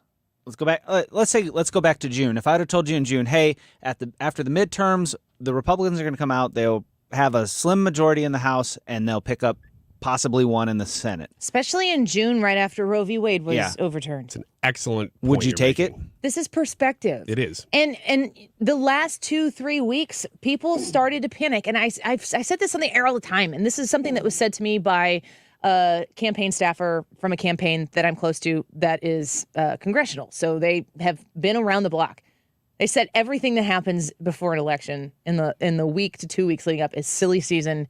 You just have to learn to bubble yourself to all of it and know that some of the stuff is going to have gravity, some of it's not. But people just go. You've dedicated so much time, so much money to trying to win that the closer it gets, the more panic sets in, and you got to do your best to keep your cool on the outside. But there's an intense amount of emotion and so much at stake. People start to panic, and it becomes silly season. And the interesting thing to me is that Democrats did panic. Mm-hmm. I could go back, and I'm not going to because it doesn't really serve any purpose to listen to Democrat pundits on CNN and MSNBC be like, Democrats have been deaf to the needs of the voters. They know that. That's still true now. That doesn't become not true because the red tsunami didn't happen. Those Democrat voters are still disenchanted with the Democrat Party. Mm-hmm. However, they have not been enchanted by the Republican Party. And if you're fearful of what happens if the other people get in charge, what America has said, it's the same thing they said in 2020 is, we don't really like any of you, no mandates for anybody. So then you end up having a very super divided government. What, Ryan, and maybe you know this, Annie, I don't know, maybe you know this, but do we know, like, turnout? Was this a high turnout midterm? I don't know. I do know the answer to that, and the answer is yes. It was very high. For a midterm. For a midterm, but just in general, it was just a high turnout election. I heard somewhere the number was like 80% of the 2020 election, but you're comparing apples and oranges between midterms and presidential. So I don't know. And plus, good grief, the biggest success story of the night is the way that the Democrats worked to change the way you vote legally. In the court systems, before COVID, in order to expand people's access to vote. Is that a good thing or a bad thing? I think it's a good thing to make voting accessible to as many people as possible. The question is, are people investing their time and energy into voting, or are political parties investing their time and energy into getting ballots in the hands of absolutely anybody who will fill one out? Should it be a law that you have to vote? That's the way that some countries do it. You have to vote. You have to weigh in. I am a big fan of people who have taken the time to inform themselves and have a passionate feeling about any particular issue on any side of the aisle, voting. But if you're not going to make the effort to vote, I don't really care. Even if you are a gun-toting, Bible-thumping, red Republican conservative, if you can't get your butt to the polls to vote, then stay at home. If you're going to not put in the effort and the time and the inclination to vote, I'm not going to say, let's waste our time and money into putting your lack of effort and concern and energy. If you don't have the energy to invest in this, I don't know why we are working on forcing you to do it. I don't really care to have you weigh in if you're not willing to put the effort in to do it. Yeah, I always hear the argument, well, shouldn't we make voting easier for people? And it's like, voting's not hard. It's not. It's not hard. difficult. Especially in Illinois, man. Like, how... Like, I understand there are some people out there with extenuating circumstances, and we're going to set those aside because exceptions aren't the rule. They prove the rule. If you don't have the, I don't know, energy to get up, if it's not motivating for you to get up and go to the poll, which could be a block, 2 blocks, mile, half mile away, whatever it is. It's never far. It's never far. What, you don't care enough about the election. If you're like, oh, man, I really want to get in it, but I'm just so busy. It's like, if this is your future, you care and you go to the poll, or you don't care. That's the two options. It's like, this is important, but your actions always speak louder than your words. So tell me whatever you want about how difficult it is to vote. I'm a fan of Election Day with absentee voting. I'm in. Yeah, you mean like it used to be. Yeah, sounds pretty good. Like we had a pretty good system. Absentee voting is a good thing. For the Illinois primary, it was in June, and my family was in Florida. I had to vote early so that I could vote in the process. So I did vote early. That's different than absentee voting. If I wanted to pull an absentee ballot, I could still get my vote cast. And that would take a little bit of effort on my part. I want to get to the Georgia situation right now. The Secretary of State just gave a little bit of an update on the runoff election in Georgia. So it's Raffensperger, isn't that who it is? Yep, Brad Raffensperger. Donald Trump's favorite person. Let's listen to what he had to say about the runoff. There is one race in our state that is going to be moving to the December 6th runoff. That is the race for the United States Senate between Senator Raphael Warnock and Herschel Walker. Our office has already begun the behind-scenes work to start building the ballots. So ballots are being built as we speak, and counties are making preparations. So some specifics for the process. Voters can request absentee ballots now through Monday, November 28th. There are about 150,000 voters who will receive an absentee ballot because they are on our absentee ballot rollover list. These people are either 65 or they're disabled. Our absentee ballot request portal is now open. Early voting must begin no later than Monday, November 28th in all counties. We do anticipate that some counties may likely have Saturday voting following Thanksgiving, as well as on November 26th. We are working with the counties to find out what their plans are on this front and as soon as possible so that their voters can make the best plans. This will be a very heavy lift for our counties because it's a 4-week runoff period, but I have confidence that they will take all the measures required to rise to the task.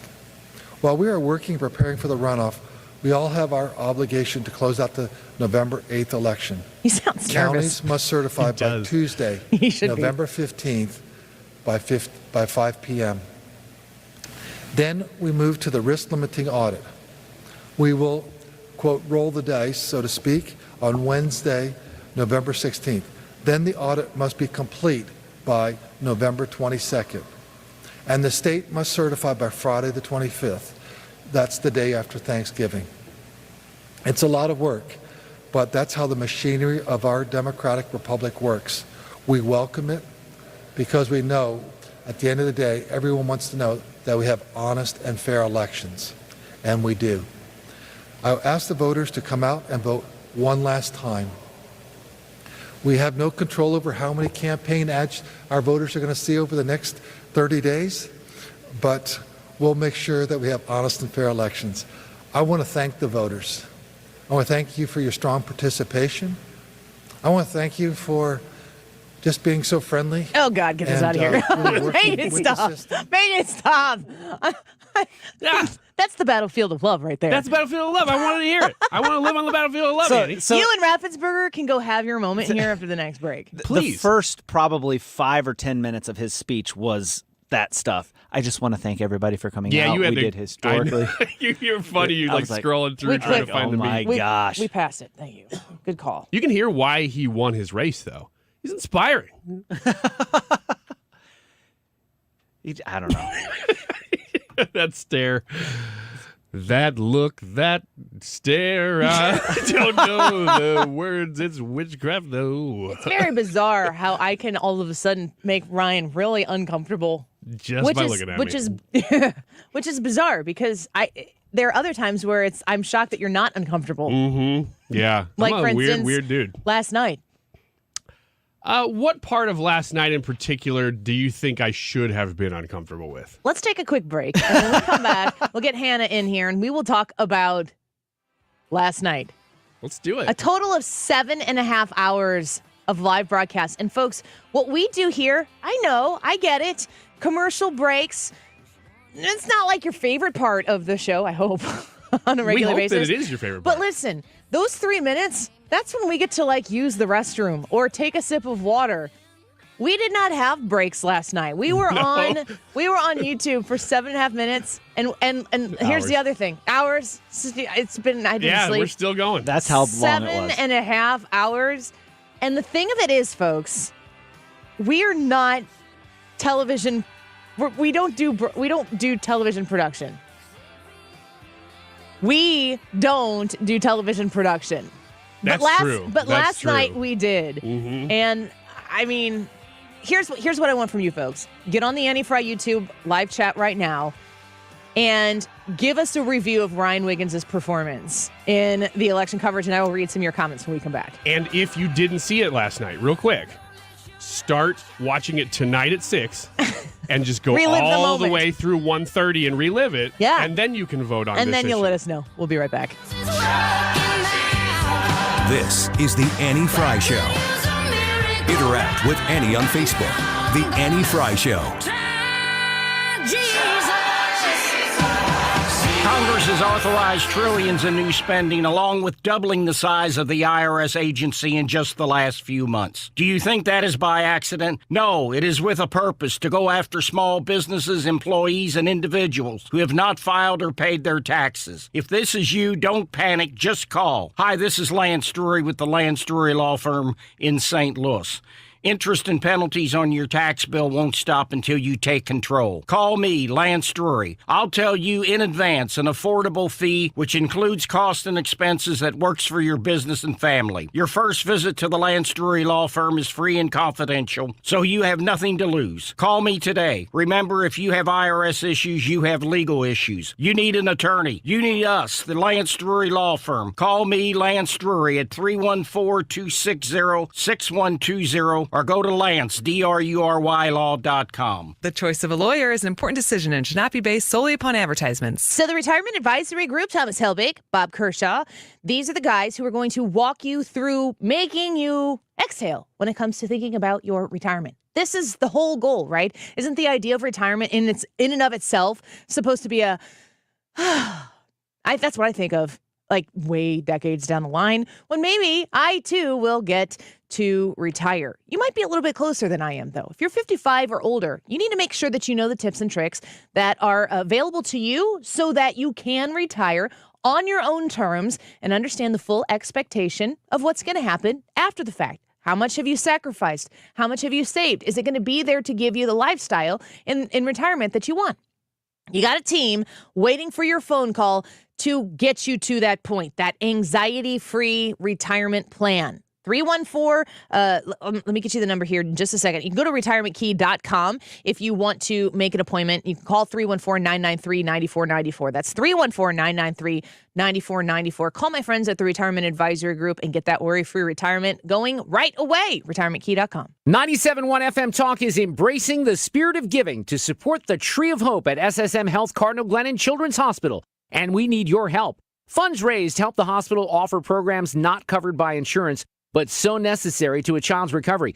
Most importantly, all children at Cardinal Glennon receive the best care, regardless of their family's ability to pay. Thank you for supporting Cardinal Glennon. Please make your donations to the Tree of Hope today at 971talk.com/Cardinal Glennon.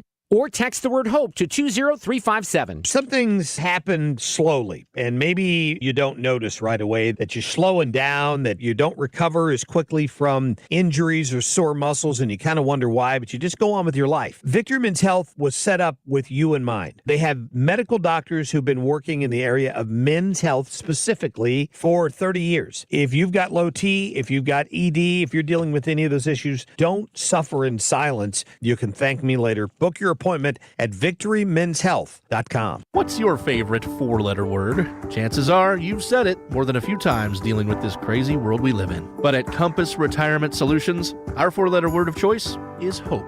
Hope for a better tomorrow. And hope that your retirement plans don't take a back seat. You've watched inflation soar, and maybe your retirement future feels a little uncertain right now. But all hope is not lost. Find out exactly how much risk you're still taking with your investments. Find out how you may be able to save big on taxes. And find out how having a written retirement plan just might give you the hope you've been looking for. Call today to set up a meeting. 314-373-1598. That's 314-373-1598. Compass Retirement Solutions. 314-373-1598. Firm offers insurance services but does not provide tax advice. Investments and services offered through Compass Retirement Group, a registered investment advisory firm in Missouri and Illinois. Investing involves risk, including the potential loss of principal. The only person who can change your life is you, but you need to know how. Listen to my show, The Del Walmsley Radio Show, where the hype ends and the help begins. Listen to the Del Walmsley Radio Show this Saturday afternoon from 1 to 2 p.m. on 97.1 FM Talk. If you need to freshen up the inside of your home with a new coat of paint, CertaPro painters can not only help, but they'll knock it out of the park. CertaPro painters have powers well beyond those of ordinary painters, like the power of a cut above, the power of reliability, and the power of neighborhood painters where you live. Each CertaPro painter's business is independently owned and operated, and it's super easy to set up a free estimate at CertaPro.com. That's Certa with a C. CertaPro painters, proven and trusted experts in painting. Head to CertaPro.com today. You're listening to the Annie Frey Show live from the Air Comfort Service Heating and Cooling and Insulation Studio. Make sure your furnace is ready to safely heat your home this fall. For heating service, repairs, or a new HVAC system, visit aircomfortservice.com. The results are in, but the coverage continues. 97.1 is your home for analysis and opinion on the 2022 midterms. So keep it here.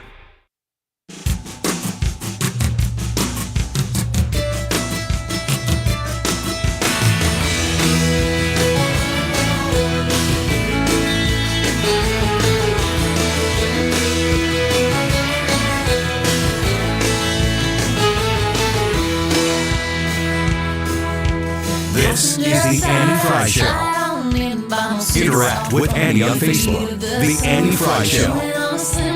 Can't stop thinking about him. Yeah, he's the one.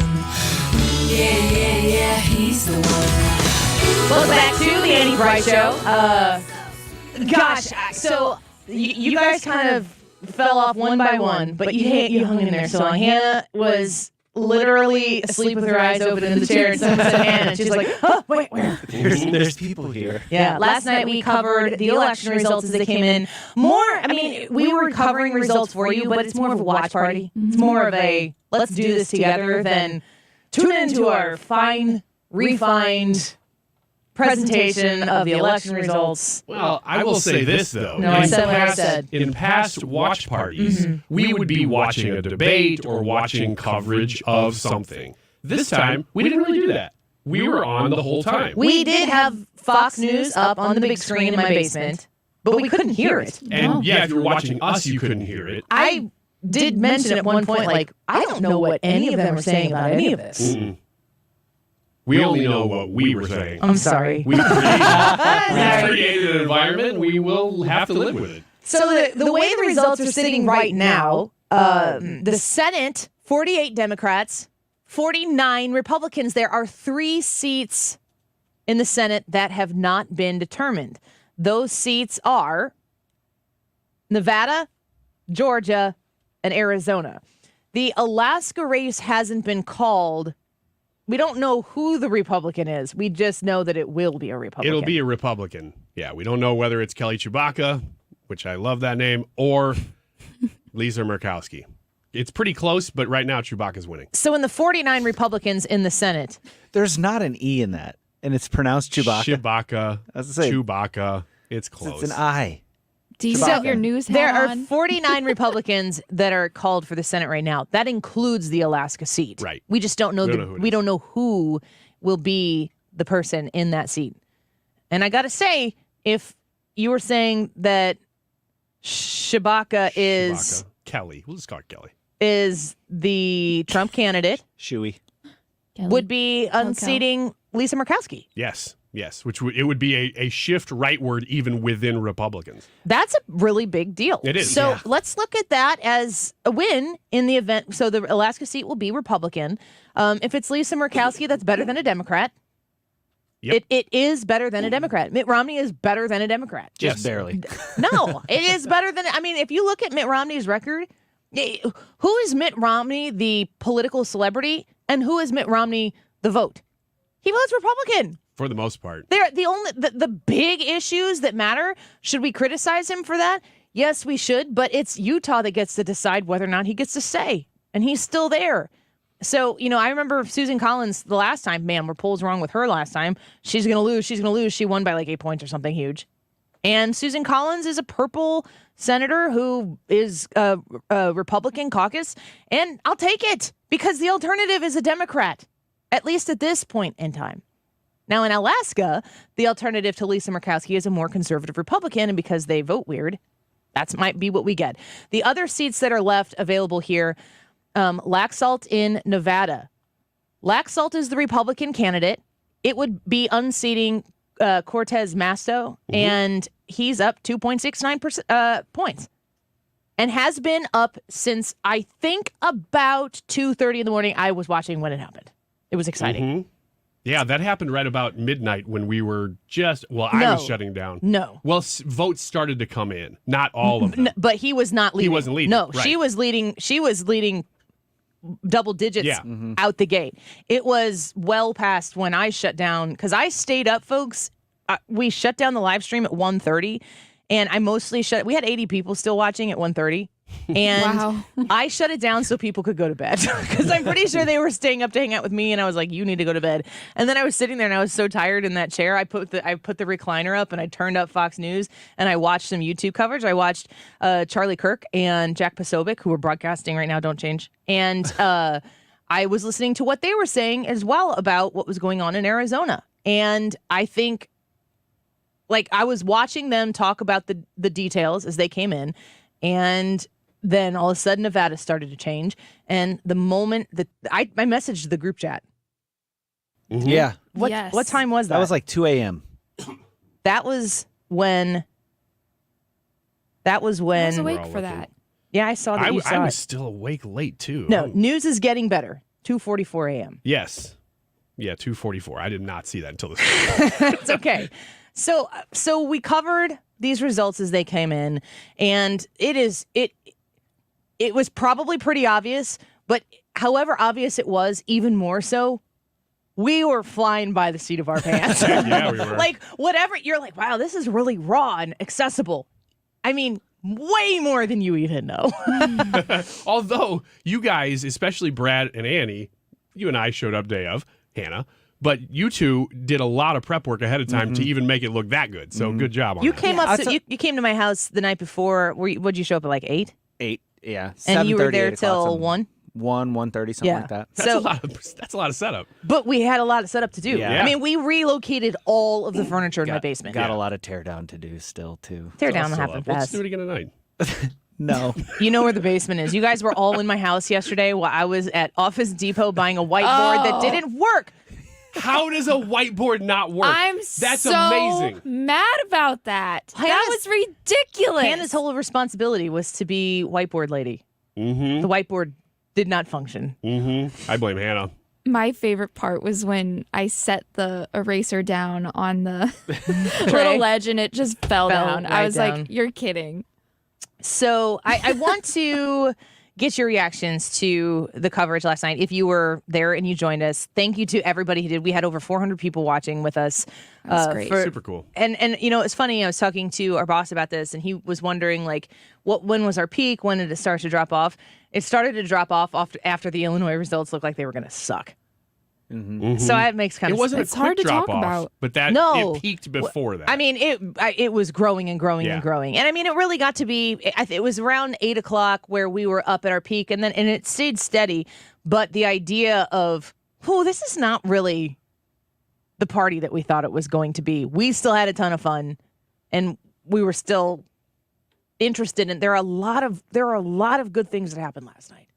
Mm-hmm. And that Schmidt win. There are a lot of good things that happened last night, but the expectations that were set that were not met make us feel a little bit more bummed than we really need to be feeling. Mm-hmm. There's still, I might be wrong, and if I'm wrong, I'll say I'm wrong. And I'm not like the optimistic person, you know that here. There will be an even split or 51 Republicans. There is still a very good possibility. I actually expect 51 Republican seats in the Senate. I actually believe that the Republicans are going to take the Senate. That is optimistic. And I'm not that person. No, you're not. Well, let me one up your optimism a little bit by saying there are right now 4. I mean, if you include Alaska, then there's only 3 seats open, but 4 right now that we don't know. There is still a chance that Republicans could get to 52 Senate seats.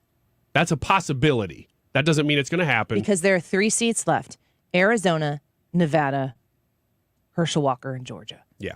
And they're not out of any of them. And here's the other thing. If you were to, are we 56-50? 56-50. If you were to take Nevada and Arizona, if Laxalt completes what looks like is going to be a victory in Nevada, and Masters doesn't get him across the finish line, 50-49. That Herschel Walker seat, the majority for Republicans in the Senate, or another 50-50 split going into what we heard from the Secretary of State, a December 6th runoff election. Thank you so much for doing it before Christmas, by the way.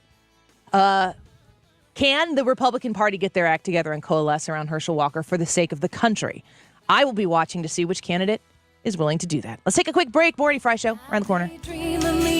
Nobody wants to miss the important things in life, and if it's because of bad vision, you don't have to. Mark Cox here from my friends at Brenton Vision. They can help you out. That's why I want you to take 2 minutes today to call my friends at Brenton at 314-375-2020 or go online to BrentonVision.com. Your eyes are as unique as your fingerprint. Since Brenton Vision is the only place in Missouri offering all 7 forms of modern vision correction, they can create a customized treatment plan just for your vision. They helped my wife out. She chose the lens replacement therapy and now sees better than ever, and she loves it. You can have that same experience with Brenton Vision. They accept flex plans and medical spending plans as well at Brenton. So don't let that money expire or go to waste. See your best. Do what we did. Call Brenton Vision at 314-375-2020 or schedule online right now at BrentonVision.com. Well, here's a nice message to hear today that you are in the car a lot, so why don't you treat yourself to a very nice commute? I'm talking about Genesis of St. Charles. That is the best kept secret in St. Louis. And in fact, Genesis of St. Charles is in St. Peter's. So let me back up and make sure you know where it's at. Genesis of St. Charles is located in the St. Charles Hyundai showroom right now. And this is a great secret because they are one of the only dealerships, especially with Genesis, that's charging MSRP. That's not common right now. So go visit them. Like I said, they're in St. Peter's, part of the St. Charles Automotive Campus, quarter-mile east of Mid-Rivers Mall, and tell them you heard it here, and tell them, hey, I know you guys are charging MSRP. I know Genesis is a luxury automobile, and I spend a lot of time in the car, so I'd like to drive one and see if I like it, and I'm sure that you will. So check it out. Like I said, they are online at Genesis of stcharles.com. They make amazing happen. Visit them on Veterans Memorial Parkway in St. Peter's, Genesis of stcharles.com. I'm Howard Mackler of GetRefunds.com. You may have heard me talk about the payroll tax refund program that gives businesses up to $26,000 for every employee they kept on payroll during COVID. But today, I'm not going to do the talking. I'm letting a real Get Refunds client tell you everything. I'm Evan, owner of Laveau DWI Law. I heard about the payroll tax refund and GetRefunds.com on the radio. When COVID hit my business, everything shut down. Revenue, phone calls, all business. The new cost of operating during COVID hit hard too. I had to personally fund my business. GetRefunds.com got me approved for a payroll tax refund, and with that money, allowed me to recoup losses and costs, even where I had positive income in the later quarters of COVID recovery. If you have a business, you should go to GetRefunds.com and start your claim right now. GetRefunds.com helped their business, and we can help yours too. Go to GetRefunds.com and see if you qualify in just 8 minutes. GetRefunds.com, powered by Innovation Refunds. KFTK FM Florissant. Driven by the Bommarito Automotive Group. 97.1 FM Talk. Always live on the free Odyssey app. They're getting ready for another runoff in Georgia. Elisa Brady, Fox News, with the Senate race too close to call. Ballots are being built as we speak, and counties are making preparations. Georgia Secretary of State Brad Raffensperger a short time ago with 98% of precincts reporting Democratic Senator Raphael Warnock and Republican challenger Herschel Walker are both shy of the 50% support needed to avoid a runoff. Warnock leading by less than 1 point. Right now we're down under 10,000 votes, and we look at how many this person has and add all 10,000 to it. They wouldn't have 50%, likewise on the other side. And so that's why we're, going to tell you that there will be a runoff. The Fox News decision desk also now projecting a runoff, which is set for December 6th. Warnock won that seat in 2020 when both Georgia Senate races went to runoffs and gave control of the Senate to Democrats. This time it might not come down to Georgia. 2 other Senate races have yet to be called in Arizona and Nevada, which is also reminiscent of 2020. It's going to come down to mail-in ballots in Clark County, Nevada. I was personally here for weeks after the 2020 election as we went through this same process, and here we go again. Fox's Jonathan Hunt in Las Vegas. The governor's race also not decided yet in both Nevada and Arizona. The counting continues in more than 50 House races as well. Minority Leader Kevin McCarthy still expecting to win a Republican majority and launching a bid for House Speaker in a letter to colleagues today. Fresh off a big win for a second term, Florida Governor Ron DeSantis is dealing with Tropical Storm Nicole, expected to hit Florida's east coast as a hurricane early tomorrow. There are 16,000 linemen staged to immediately begin power restoration efforts. DeSantis says hundreds of National Guard members and search and rescue teams are also standing by. The state is still recovering from Hurricane Ian. America is listening to Fox News.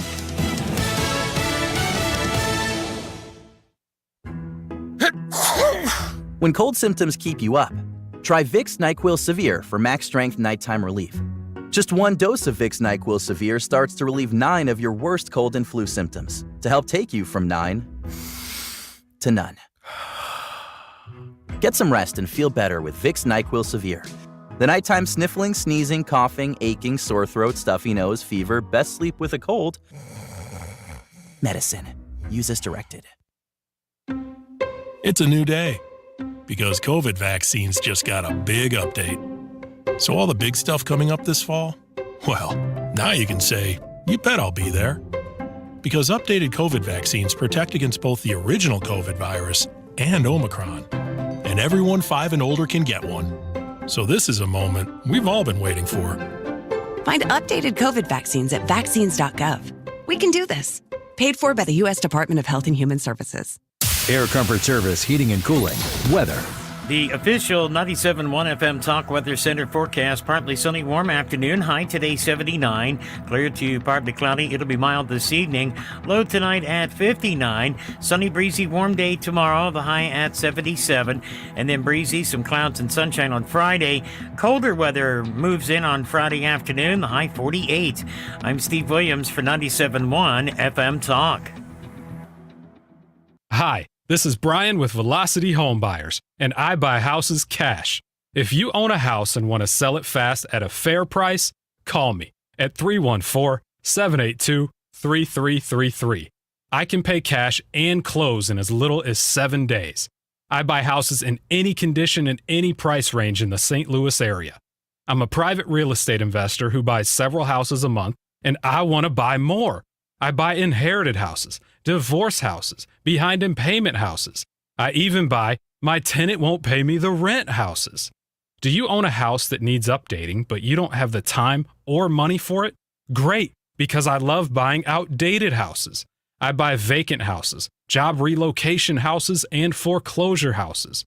If you own a house and want to sell it fast, call me at 314-782-3333. That's 314-782-3333. You know, the heat doesn't matter. The rain doesn't matter. When it gets cold in a few months, the snow and sleet won't matter to the outside of my house because I have Rhino Shield. You've heard me say that before, but I'm just telling you, 15 years now, 15 years ago, before I was on this radio station, that's a long time ago, I signed up for Rhino Shield. Darren came over. He showed me this great product. I'm like, why would I worry about painting every couple of years when I could do this? And I did it, and I'm just as happy today as I was the day that I made that decision all those years ago. And I've still got 10 years left on a 25-year warranty. Think about that. How many products can you buy where you get that kind of guarantee? Call Darren and let him come over and give you a free estimate. If you're thinking about painting, stop. Put Rhino Shield on instead. 877-25-RHINO is the phone number. Still plenty of time to get scheduled for this summer, or go online to find out more at 877-25rhino.com. It's Black Friday all month long at Dave Munganast St. Louis Honda and our pre-owned centers on South Lindbergh and in Bonne Terre. Hi, this is Jessica Munganast. Start your Christmas shopping early with a $200 gift card. That's right, at Dave Munganast pre-owned centers, you will receive a $200 gift card with any pre-owned vehicle purchase. It's our little Christmas gift to you to say thank you for becoming part of the Munganast family. So come see the difference, the Munganast difference, today, or shop us 24/7 at davemunganast.com since 1965. Sail with American Queen Voyages in North America's mighty rivers, Great Lakes, oceans, and expeditions to the wilds of Alaska. Call 844-744-0794 or contact your travel professional. The holidays are fast approaching, and it's the best time to call Zero Res. Book now and save before the holiday rush. Get 3 rooms Zero Resified starting at just $129 and a free room of fiber protectant for an $80 savings. Call 314-474-2020 or online ZeroResSTL.com. Tell them that I sent you. The voice for hardworking, free-thinking Americans. St. Louis's home for conservative talk. You're listening to 97.1 FM Talk. That is exactly what I needed to hear. Thank God someone here knows what they're talking about. That's us. That's right. Gotta love this American ride. All right, you need to take the time and get the full picture.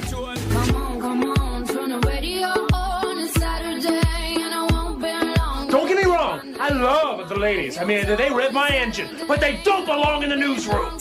It is Anchor Man, not Anchor Lady.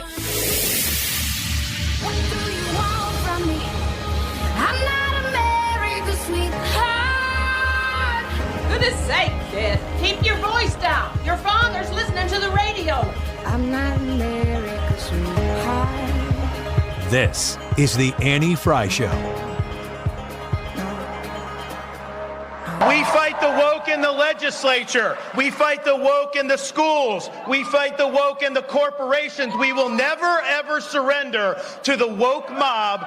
Florida is where woke goes to die. Yeah, thanks, Ron DeSantis. I don't know, America's governor. Why not? Why not, Annie?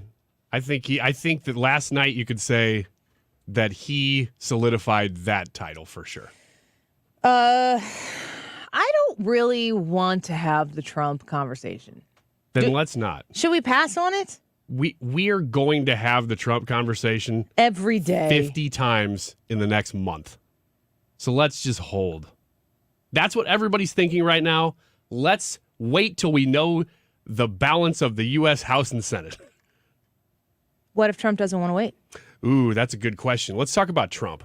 Let's ignore him.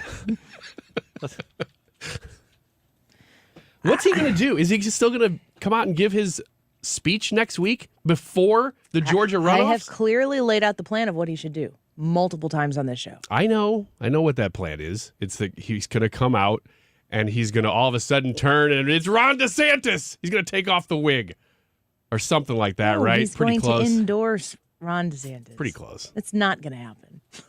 But it's a pipe dream that I enjoy living in that fantasy land.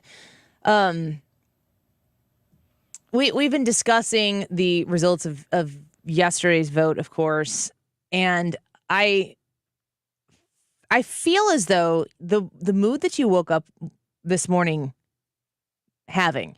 If you were one who was looking for a celebratory evening of riding the red wave, depending on when you went to bed last night, greatly affected your mood when you woke up.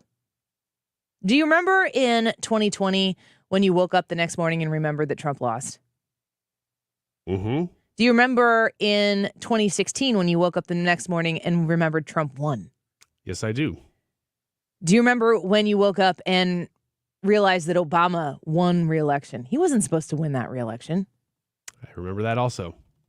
Those are mornings where you wake up and in that moment, in that instance, you have to go, oh, man. Or, holy cow, my guy did it. My guy won. Hillary lost. Those are the moments where you get to relive that the next morning. And in some of those cases, depending on what side, if you were a huge Hillary supporter and you thought you were behind the candidacy of the first woman to become the president of the United States, and it seemed like a foregone conclusion, there were probably a lot of mornings that you woke up and had to remember that she didn't win. She still has those mornings. That's not an easy thing to do. And I remember seeing the photos of the people at the campaign rally at Hillary's, at the night of her, at her victory party location with all the staffers there. And there are people crying. There are people upset.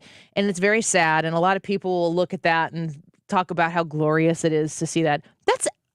I know, and I think you know what it's like to be on that side of an election. It's sad. It's because you care. Now, I would sit down with any one of those individuals in the Hillary picture and be like, do you want to talk about why you support would you be willing to listen to why I support what I support? I'd be willing to have a conversation with any of those people. I don't need those people to be sad in order for me to be happy. I don't need to know that people are suffering in their, misery because they lost an election in order to feel good about a victory. But at the same time, the lead into the election that we had last night, it wasn't a question of how big the victory, it wasn't a question of whether the Republicans would have victory. It was how big the victory was going to be. And 3 days ago, if you would have said, oh, hey, Annie, I've got the results of the election, and they would have slipped you the results right now, you would have been disappointed. But like Brad said earlier, if you would have gone back to June and been slipped those same results of the election, you'd have gone, wait a second, you're saying we could have the House and the Senate? Because that's still in play, folks. And if you want to get down on the fact that the country didn't, in a complete and total repudiation of everything Biden, if you want to get down on the fact that it didn't happen en masse the way we expected it to, don't miss the opportunity to look inward to the party and realize that as bad as things are, the Republican Party is not making the case to get voters to move over. There is division in the Republican Party. This isn't new information. This isn't surprising information. Speaking with Deroy Murdock at 1 o'clock, if you want to go on the Odyssey app, you can rewind or check the Annie Frey Show podcast, wherever you get your podcast from. He made two great points. And the first one being that why did Mitch McConnell not support the candidates that were running for these offices? Well, we can presume that it's because Mitch McConnell was threatened by the Republicans, should they win their elections, that they wouldn't support him in return. Mitch McConnell chose Mitch McConnell. Donald Trump has stumped for and worked to support a lot of candidates that won primaries. Did Donald Trump show up with the dollars afterwards that he needed to in order to help them? What's the assessment on that? I have heard some reports that would suggest that he raised a lot of money, did not spend a lot of that money. So did he keep it? That's what it sounds like. That's Donald Trump first. Yes. So you have two factions of the Republican Party right now, and here I sit as a Republican voter. If I could vote, if in the Kentucky or in the, where's Mitch McConnell? Kentucky. If I could vote in the Kentucky election for Mitch McConnell or the Democrat, I'm voting for Mitch McConnell. If I'm going to vote in any state for president and Donald Trump is the Republican nominee against a Democrat, I'm voting for Donald Trump. That's basic. I don't have loyalty to either one of them. I care about the values that the Republican Party stands for. But right now, there is a power struggle that exists. I want to encourage you so strongly not to determine today if you're on Mitch McConnell's side or Donald Trump's side. I want to encourage you to be on your side. Because that's not what's happening right now in the power structure. The election is over. Save Georgia. We found out from Secretary Raffensperger, who was lit. Passionate. Yeah, those are antonyms. One thing that we can do is take a deep breath. We can get these ballots printed pretty quick. I'm looking forward to this exercise of democracy. Wait, this just in. Is democracy still in existence? Congratulations, America. Amazing. Whoa. Yeah, we made it. We made it, baby. This is huge news. Wow, Could have been so worse. Georgia still has an election. They're going to have a runoff. It's going to be pretty impactful for the country in the next 2 years. But the rest of the elections are over. So there are no more, except for the stragglers, which are always funny, commercials that are going to be running. You're like, funny. Oh, that sucks. You still paying for that? Whoops. There are no more ads that are going to be in your face, at least for this moment in time. Hopefully we get a week or two off of them. There are no more calls and texts that are going to be saying you need to do this and you need to do that for a minute. Hopefully we get a little bit of a reprieve from that. It's about you. The Republican Party, and the Democrat Party for that matter, should be about you. They don't serve you. You serve them. And the entire conversation that, to go back to what I started this hour about, do we talk about Trump or do we not talk about Trump? I don't give a darn right now. Language. I've thought of 3 other words to say. And I said darn. I don't give a darn about whether or not my loyalty to Donald Trump is espoused or solidified, or when you listen to the Annie Frey show that you understand exactly where I am with Donald Trump. That doesn't matter. I want Donald Trump to understand where I am on the issues. And where I am on the issues is Donald Trump, you over there, Mitch McConnell, you over there, get your act together and get something done for the Republican Party that shows the country that the Republican Party is about the Republicans in the party and actually about the policies that they support, that actually put America first at the center so that we can be the best version of the country that we can possibly be and bless other people with our prosperity. It's that simple. And you boys need to get your acts together so that we can win elections in red wave form. And I'm telling you what, 2024 is set up to be a very good election for the Republicans. If the Republicans take the Senate, after all is said and done, right now, if the Republicans take the Senate, they will have done so in the most unfavorable of maps for the United States Senate in each 2-year cycle that they've had to deal with in quite some time, either direction. The next map is set up not favoring those Democrats at all. So you have to get your act together. And if you can't, Mitch McConnell and Donald Trump, get your act together, step aside. Both of you. Because the American people are what matters. It's always been what matters. And is that naive and Pollyannish to say? It probably is. But somebody needs to say it, because if nobody's going to say it, I don't know that anybody's out there that is running the political machine where money talks and the loyalty walks. And you see these people just take huge sums of money.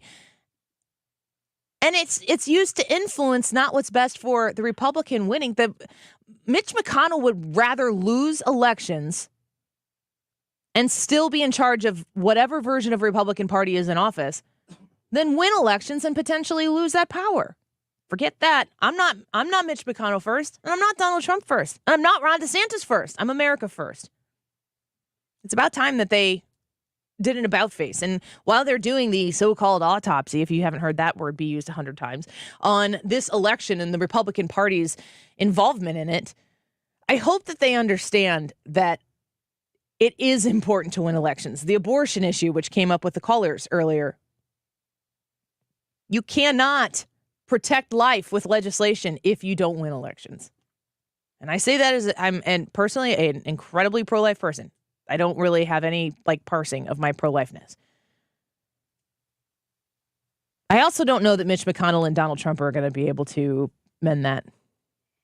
It doesn't sound like it. And it really does sound like, just from following money, that what you're saying is what happened. And that's really unfortunate. What I'm saying, which part? That they didn't spend the money that they could have or should have on candidates that they either just kind of didn't like or just didn't want to. Like Blake Masters. I mean, it makes you proud of candidates who might be able to get across the finish line. He may not. But candidates who do so without the help of the machine. It actually makes you like them. It makes me like them more if they do it without the help of the machine, of the National Party, of Ronna McDaniel, whoever it is, not helping them.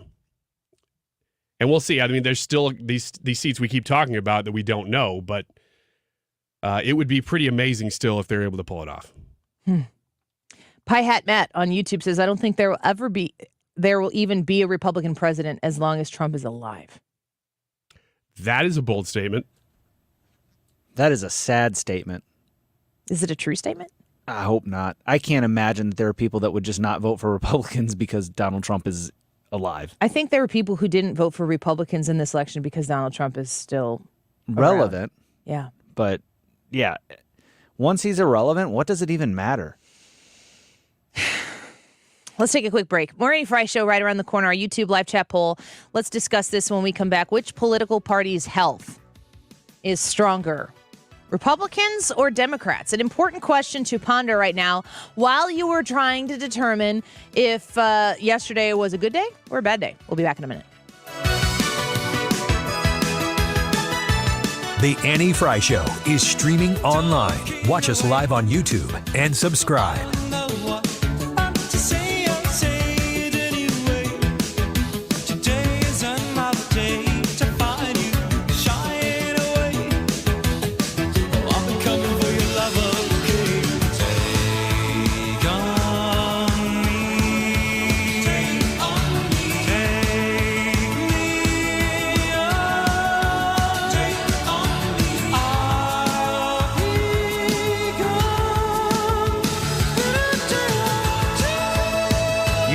Solid retirement dream. Sell your home in a few years, bank the equity, downsize, and travel. But inflation and recession has you wondering if all your hard-earned equity will still be there. What if you could recession-proof your equity right now? You can with Truehold. Truehold will buy your home for its best current value before a recession can erode it.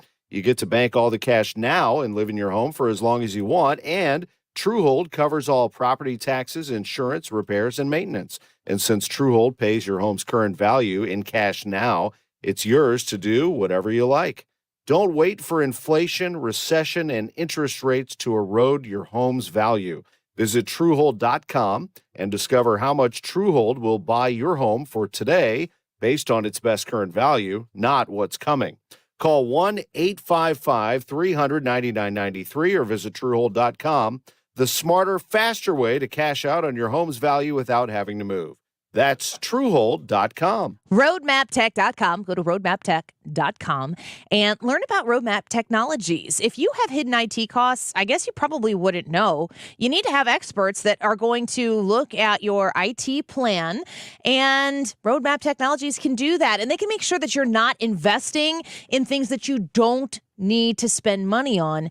Those hidden costs can absolutely pile up. If you are not happy with your IT services, Roadmap Technologies can kind of do like a health report on your whole IT setup. Do you have the areas covered that you need to have? Can you expand your ability to protect yourself and your IT services by not necessarily having to hire like a whole person full time on staff, but also to have somebody at Roadmap Technologies that can keep you safe and keep you secure? Do you have users licensed for software applications they once needed but no longer use? Do you have unsupported software in your place of business? Do you know if you have software license compliance issues that could possibly result in fines? Roadmap Technologies can walk you through all of this. And like I said, make sure that you are paying for exactly what you need to be protected, to be secure in your IT services, but not to be paying a penny more. Reach out to Roadmap Technologies and get secure today. RoadmapTech.com. Get locked into You Better You Bet, presented by BetMGM, with Nick Costos and Ken Barkley on the BetQL network. I still think it's Tampa, but I may be going down with the pirate ship on that. But yeah, I mean, this might be a sinking pirate ship. I mean, who are you going to pick? The Niners? They don't have any players left. You're going to pick the Packers? Desperately need to trade for a wide receiver, and one just went to Arizona. Maybe the other one will go to Green Bay. You Better You Bet, 3 to 7 p.m. Eastern, from the BetQL network. Always live on the free Odyssey app. Attention! Did you or a loved one live at or near Marine Base Camp Lejeune in North Carolina between 1953 and 1987? If so, listen closely for this important legal announcement. From 1953 to 1987, Marines and their family members at Camp Lejeune drank water that was contaminated with hazardous toxins. The toxins found in the water at Camp Lejeune may cause health issues, especially later in life. Types of health issues associated with water at Camp Lejeune are numerous. If you or a loved one lived near Camp Lejeune between 1953 and 1987, you may be entitled to substantial financial compensation without going to court. Even if you were turned down in the past, a new law can allow you to file a claim today. If you or a loved one spent time near Camp Lejeune, call the Negligence Network to find out if you're eligible for financial compensation. There's no fee unless we win your case. Call 1-800-600-5536. That's 1-800-600-5536. 1-800-600-5536. Did you know the Missouri State Treasurer's Office holds over $1 billion of unclaimed property? That's billion with a B. Things like utility deposits or uncashed checks and other money you didn't know was missing. This is Missouri State Treasurer Scott Fitzpatrick. My office wants to return this money to rightful owners, and the average claim is $300. Search your name online 24/7 at showmemoney.com.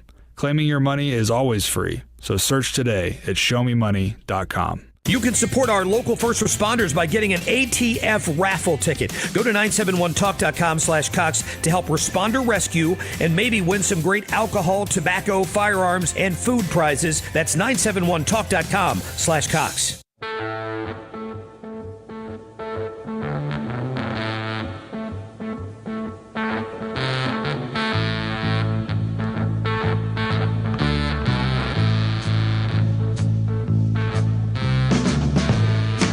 You're listening to The Annie Frey Show on St. Louis's home for conservative talk.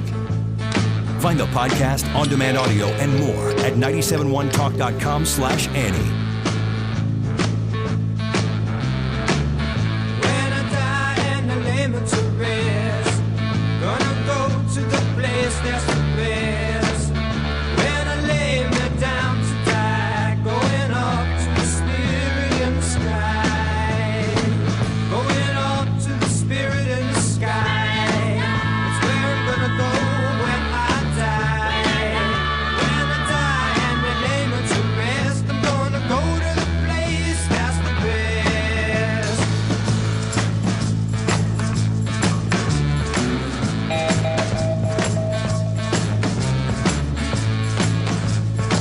Man, I got an old Trump section. I don't want to play it.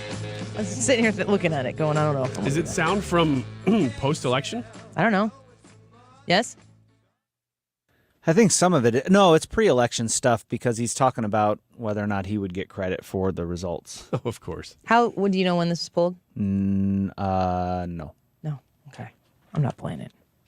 I ain't doing it. Let's talk about. I'm gonna go through a list of some candidates that I think. Well, we haven't talked about them very much here today, but I do think that the story of the election right now. I think that the sentiment for people who are maybe friendly to this show because you're like-minded, conservative, along with us, or maybe you are somebody who was expecting the red wave and it didn't happen and you were bummed about it. I want to challenge your attitude about that. I want you to reframe your expectations and ask yourself, honestly, in the United States House, the closer the majority is to being even with the Democrats, the more the people in the Republican majority have to listen to one another. That's true. The people in the Freedom Caucus and the people in the Republican Caucus, whatever all the different ones are. What's Kevin McCarthy's? He's not Freedom. I don't know. Is he part of a certain caucus? I think so. I thought he was Leadership, one of those maybe, who I don't kind know. of tried to. But if you're Kevin McCarthy, and I think that it's more likely that he's going to be the speaker should the Republicans take the majority as is projected, more likely that he's going to be the speaker than anybody else. But if you're Kevin McCarthy and you're not part of the Freedom Caucus, or if you are part of the Freedom Caucus and you're not part of a different caucus, you have to listen to everybody in order to maintain your majority. There's not going to be any one group of people that can railroad over another one. And you might even be able to pull some people across the aisle, having a more broad, welcoming, a broad tent of people into what your policies are, where your efforts are going to be when it comes to actually policy. It really shouldn't matter too much because Joe Biden's not going to sign much here. The next 2 years, even if the Senate were to, if the Republicans were to finish with 49 Republicans in the Senate, if there is a majority, a 1-seat majority in the House, we have gridlock. And that's a good thing. Right now, that is a good thing. That's a win.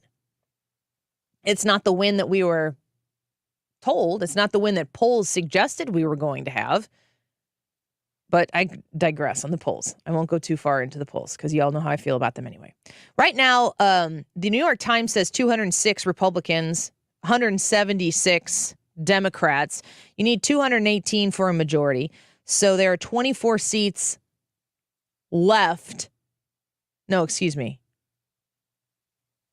24? 22, 21. The Republicans need 12 seats to get to the majority.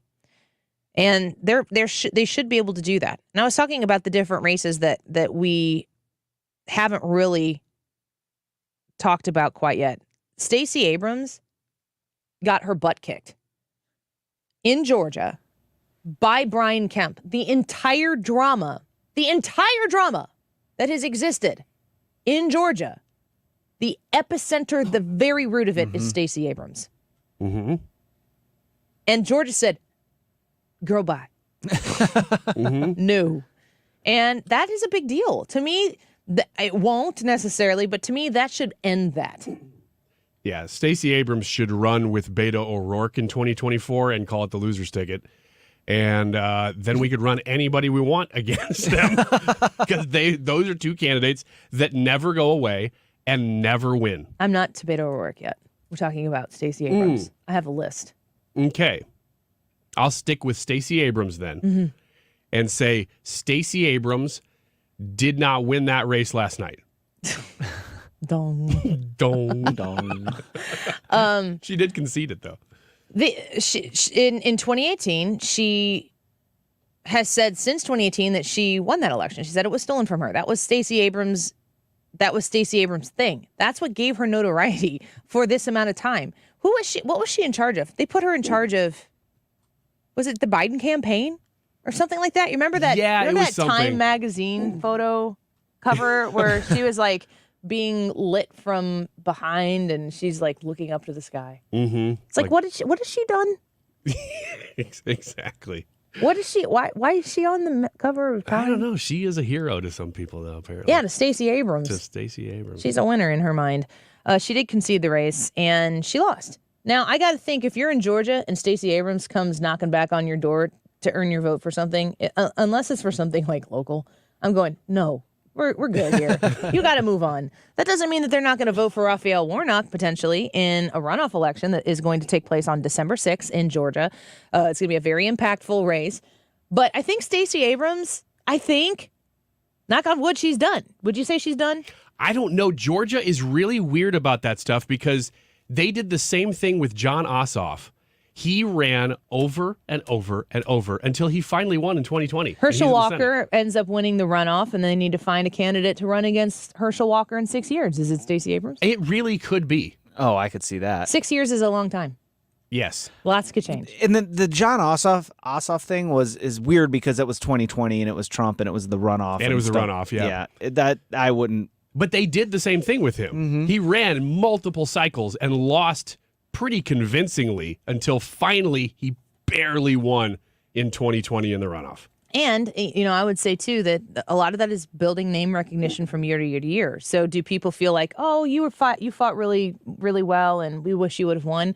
I don't know that Stacey Abrams has that vibe, but she certainly does it with me. So I'm not really like the subjective audience in Illinois that gets to determine that. All right. Since we brought up Beto O'Rourke, is Beto done? Beto and Stacey Abrams are the same. Yes. They're 100%. professional failures. Yeah, and they, for some reason, get a ton of national media attention. Beto, the way Georgia's going, though, is it's becoming a legitimate purple state. Mm-hmm. Over and over and over, that's being proved true. Texas is going the opposite way. They thought, excuse me, that it was drifting into purple territory, and it has not. It just keeps going back to the right. So I just don't see what Beto brings to the table, other than that he does get national attention, and maybe that's all the Democrats in Texas are looking for is some money. So let's go to Brian Kemp in Georgia. He is a controversial figure in the Republican Party. He and Donald Trump went head to head. And Brian Kemp, Donald Trump was the anti-endorsement big time on Kemp. And Kemp won soundly. And if you think about the questions that surrounded the Georgia election in 2020 and Brian Kemp being on the wrong side of Trump in that, and Stacey Abrams being the election denier in the race, and Georgia says, yeah, Kemp, we're good with you. That is like, I need to draw a map in order to connect all the dots of what went on there. Like, put string between them. Yeah. Did you vote for the election denier in the Georgia governor put a race? pin down here then. Yes. You mean the Democrat? Yeah. It's bizarre. But Georgia voted for what they considered the reliable candidate. And Brian Kemp, in the converse to Stacey Abrams, I think Stacey Abrams is a bad candidate. But Brian Kemp won re-election. I think that means something. I don't know exactly what it means. I guess we'll wait and see. But I do think that is a statement. It is, and it's the weird thing about this. This is so far, we're still counting, of course, but this has been a really weird election as far as split tickets go. Georgia has one. Maybe with Warnock. We don't know for sure, but it's been really close. Careful, don't bring up my other names. Okay, well then I'm going to stop right there. You need to go to the special place so you can pontificate. You can put my hat on. Yeah, go back to the Eads Bridge. I liked outer space. You can check. Yeah, and man, we're talking about last night's coverage. And if you know, you know. I want to go to Greg Abbott, though. He wasn't on my... Great. But I think it's important. Okay. Something that nobody... I saw Greg Abbott on some... I'm like, what is he... Oh, yeah, he was running. That's right. And Ken Paxton, the AG in Texas, these people have been bold out front. And I think that in the DeSantis-Rubio kind of scenario in Florida, they sucked up because they had such a resounding win. But Beto O'Rourke running for governor, what are you doing, Beto? Get a real job or a hobby. But Greg Abbott has been sending immigrants across the country. He's been making bold political statements, trying to get something done on the southern border. There was a suggestion that, Alan West primaried him for the governorship, right? Yeah. So Governor Abbott has taken on a lot of challenges, and he won. And Ken Paxton, who, along with Eric Schmidt, has been very aggressive in pushing back against the federal government and the overreach that they have had there, and they won. The people of Texas said, let's be Texas. We don't want to do the Beto thing. We good. I think that is important. And I don't think that people, Texas stayed red. Well, we were being told for a while that maybe it wasn't. And maybe that it was moving purple. No, Texas stayed red. I think that is something that people aren't talking about that they should be. Sarah Palin. No, that's not on my bingo card. Sarah Palin? Isn't she running in... She's, congressional candidate. And losing. Yeah, not even close. Yeah, getting... Is it time for Sarah Palin to go away? Yes. Her time to go away was around 10 years ago. Well, I'm going to bring in this next name because Lauren Boebert is losing in Colorado right now. 90% of the vote is in. Lauren Boebert is a firebrand in a... Would you say she's alt-right? Would she say she's alt-right? Is that? I mean, when don't I hear know what alt-right is. I was going to say, when I hear alt-right, I usually assume that people are saying it as a slur. Yeah, I don't think people say that. I mean, unless they're doing it like deplorables, they'll be like, well, heck yeah, I'm a deplorable, you know. She is alternative Republican to me. Okay. So maybe that's not alt-right in the pejorative way, but Lauren Boebert, in my opinion, is the AOC of the Republican Party. Mm-hmm. She is effective. She cuts through the noise, but she does so in a way that is palatable to some and totally not to others. Maybe Marjorie Taylor Greene, she won re-election. Her district is cool with that. And guess what? That's what's great about the House of Representatives. What matters is what those constituents think. Not what I think about what's going on in Georgia or what's going on in Colorado. It's what your constituents think.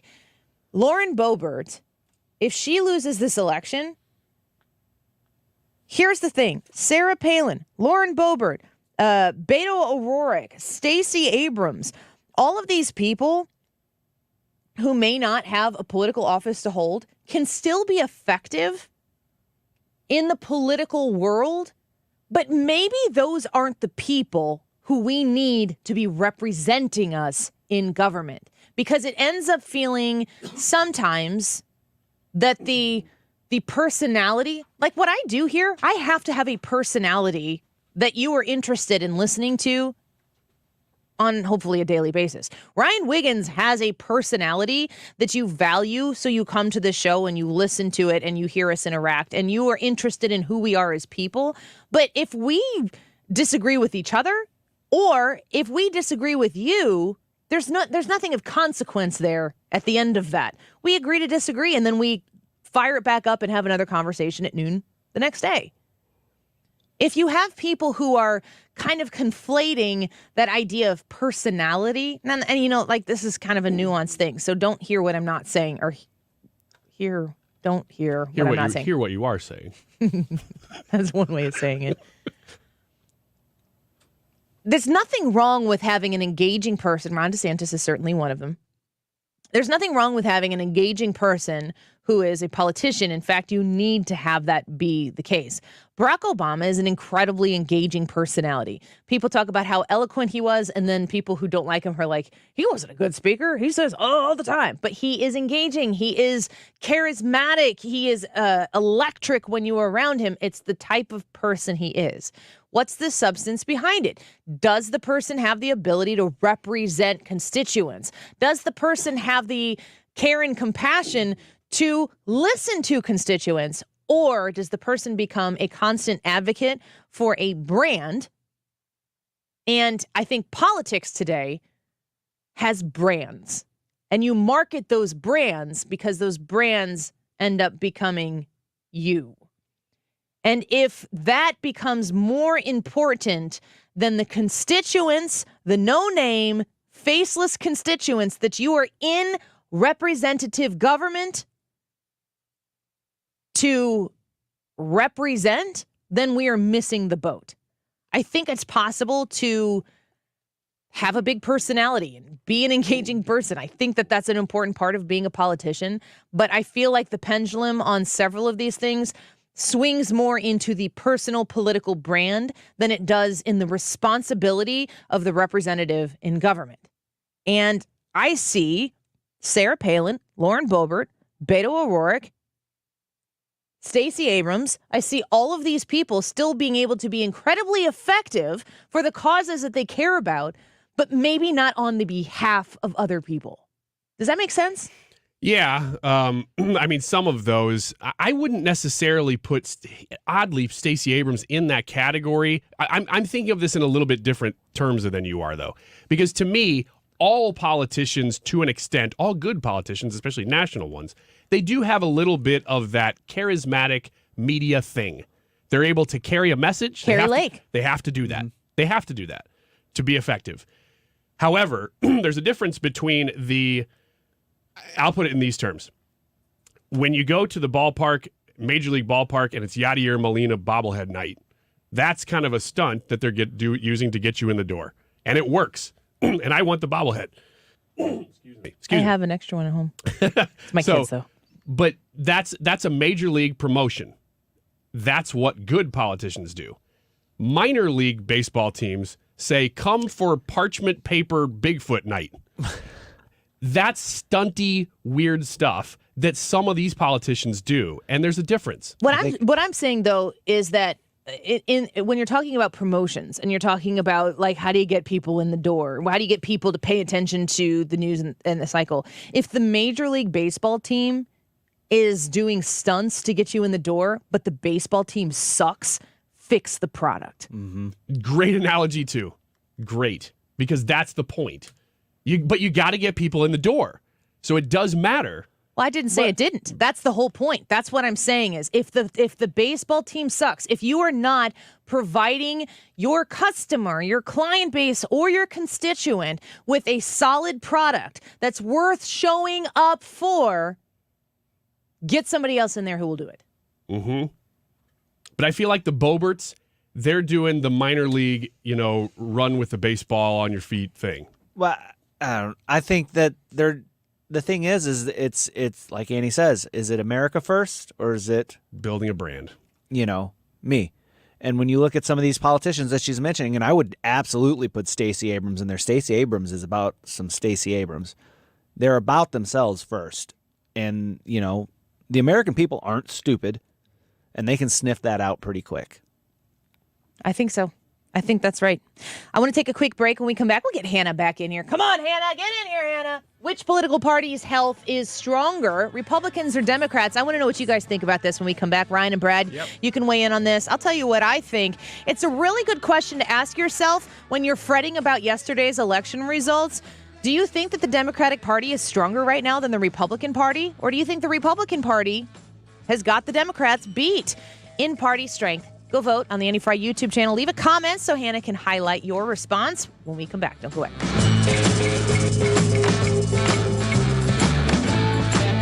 This is the Annie Frey Show. Interact with Annie on Facebook. The Annie Frey Show.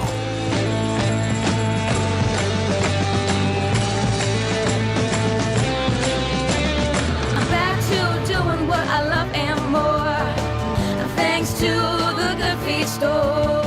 The pain was so bad, it felt like I was walking on knife blades. It took my life away. And my doctor recommended that I go to Good Feet. I took about 4 steps. I started to cry. It was the first time that I had no pain.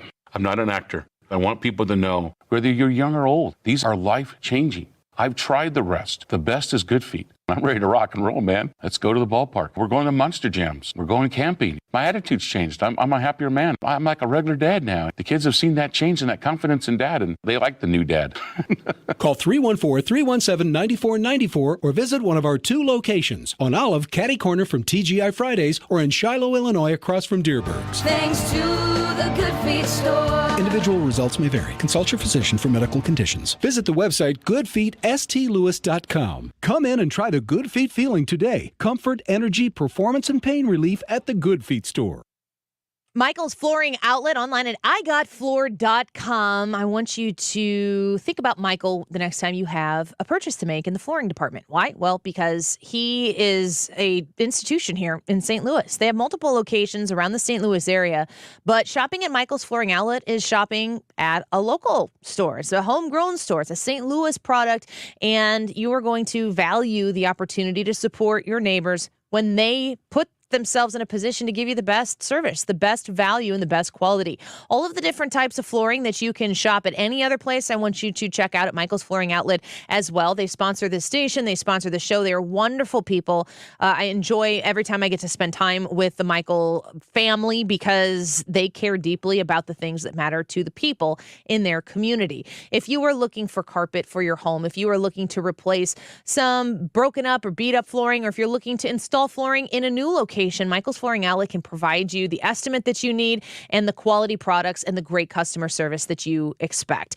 Reach out to them online at igotfloored.com. 97.1 FM Talk is embracing the spirit of giving to support the Tree of Hope at SSM Health Cardinal Glennon Children's Hospital, and we need your help. Funds raised help the hospital offer programs not covered by insurance, but so necessary to a child's recovery. Most importantly, all children at Cardinal Glennon receive the best care, regardless of their family's ability to pay. Thank you for supporting Cardinal Glennon. Please make your donations to the Tree of Hope today at 971talk.com/Cardinal Glennon or text the word HOPE to 20357. Annie Frey here to talk to you about the ENTs that are going to put you at the center of their practice. I'm talking about Gateway ENT. Online at gatewaydoctors.com, you're going to learn about one of the oldest private practice ear, nose, and throat groups in the area with multiple convenient locations for you. West County, Sunset Hills, Festus. For more than 40 years, they've been happily caring for children and adults. They are the most cost-effective alternative to ENT practices that are employed by large hospital systems.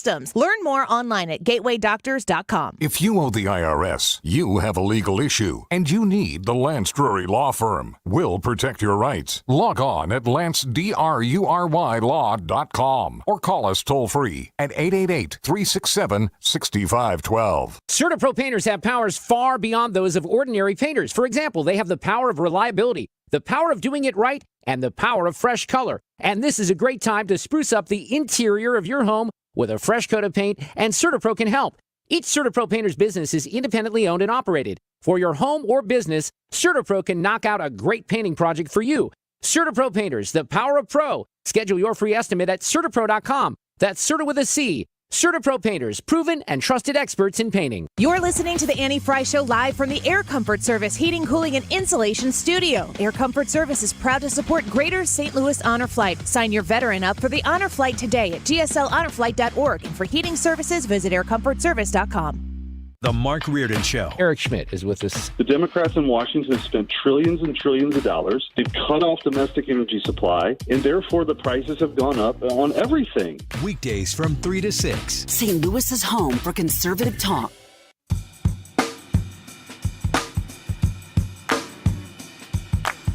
You're listening to The Annie Frey Show. Follow Annie on Twitter at Annie Frey Show.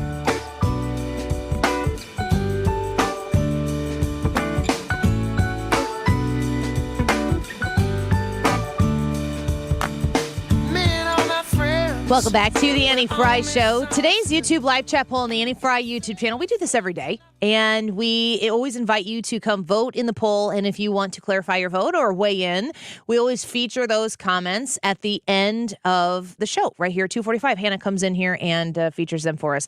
Hannah, tell us what the question is, and Ryan will get your reaction to it. Today, the YouTube poll question is asking which political party's health is stronger, Republicans or Democrats? What do you think? I am going to say Democrats, simply because I think the environment was favorable for Republicans and they weren't able to get that message across well enough for these midterms. You're saying why the Republicans are weak. Why do you think the Democrats are stronger? Because they have coalesced behind basically one or two issues, at least right now, that have transcended their party. And those issues are A, abortion, that was handed to them.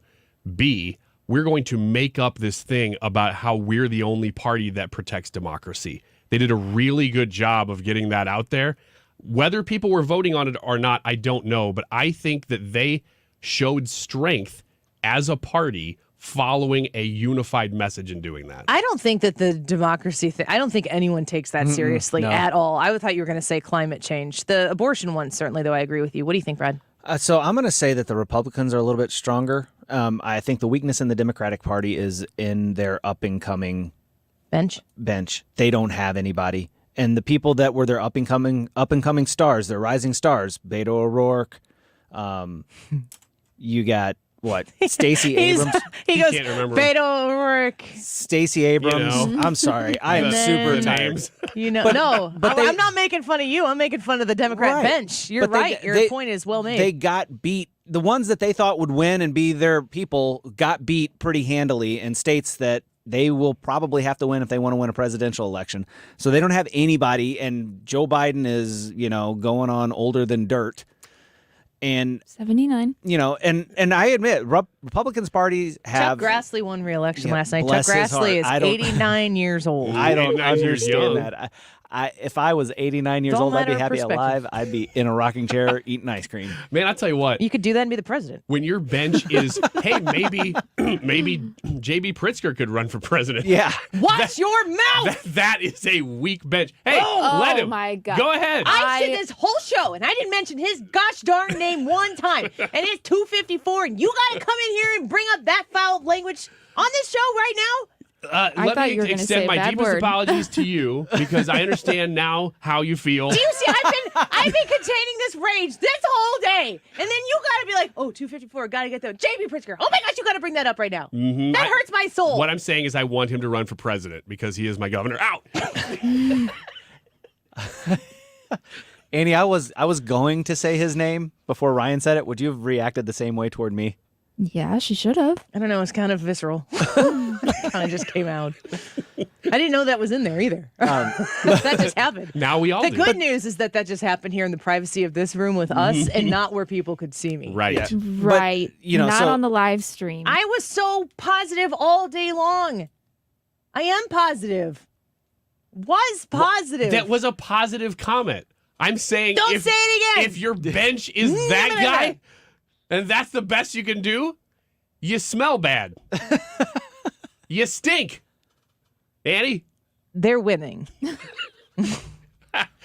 I understand. Annie, but what do you think about the YouTube poll? that guy's not Which a presidential political party's health is stronger, Republicans or Democrats? I'm defaulting to the Democrats, and here's the reason why. The Republicans have a huge elephant in the room that everybody has to be willing to point at and make a decision on. You have to name the elephant. You have to call it out. And you have to decide what you're going to do with the elephant. Are we going to name the elephant and keep it in here and make it comfortable in its new home? Or are we going to do something about this and make a difference? But we can't pretend it's not there anymore. And until the Republicans talk about the elephant in the room, the Democrats, with the benefit of every single messenger out there, media outlet, entertainment industry, everything, not asking questions, not challenging them. The Democrats are the stronger political party, and unfortunately is by default. All right, we ready for results? Yes, ma'am. With over 225 votes, the question once again is, which political party's health is stronger, Republicans or Democrats? 59% of the people said Republicans, 41% of the people said Democrats. 59 say the GOP. Well, we appreciate you being with us here today, and there are a lot of questions that are going to need to be asked. If you were forlorn before this show started, I hope that right now you can breathe a little bit of a sigh of relief. I think that democracy has not died. 206 Republicans in the House right now, 177 Democrats, and the Republicans still could take that majority in the Senate. Stick around, Mark Reardon, with more in a minute. Diabetes, high blood pressure, anxiety meds, everyone's on them. If you're a 50-year-old male, maybe a bit beefy, or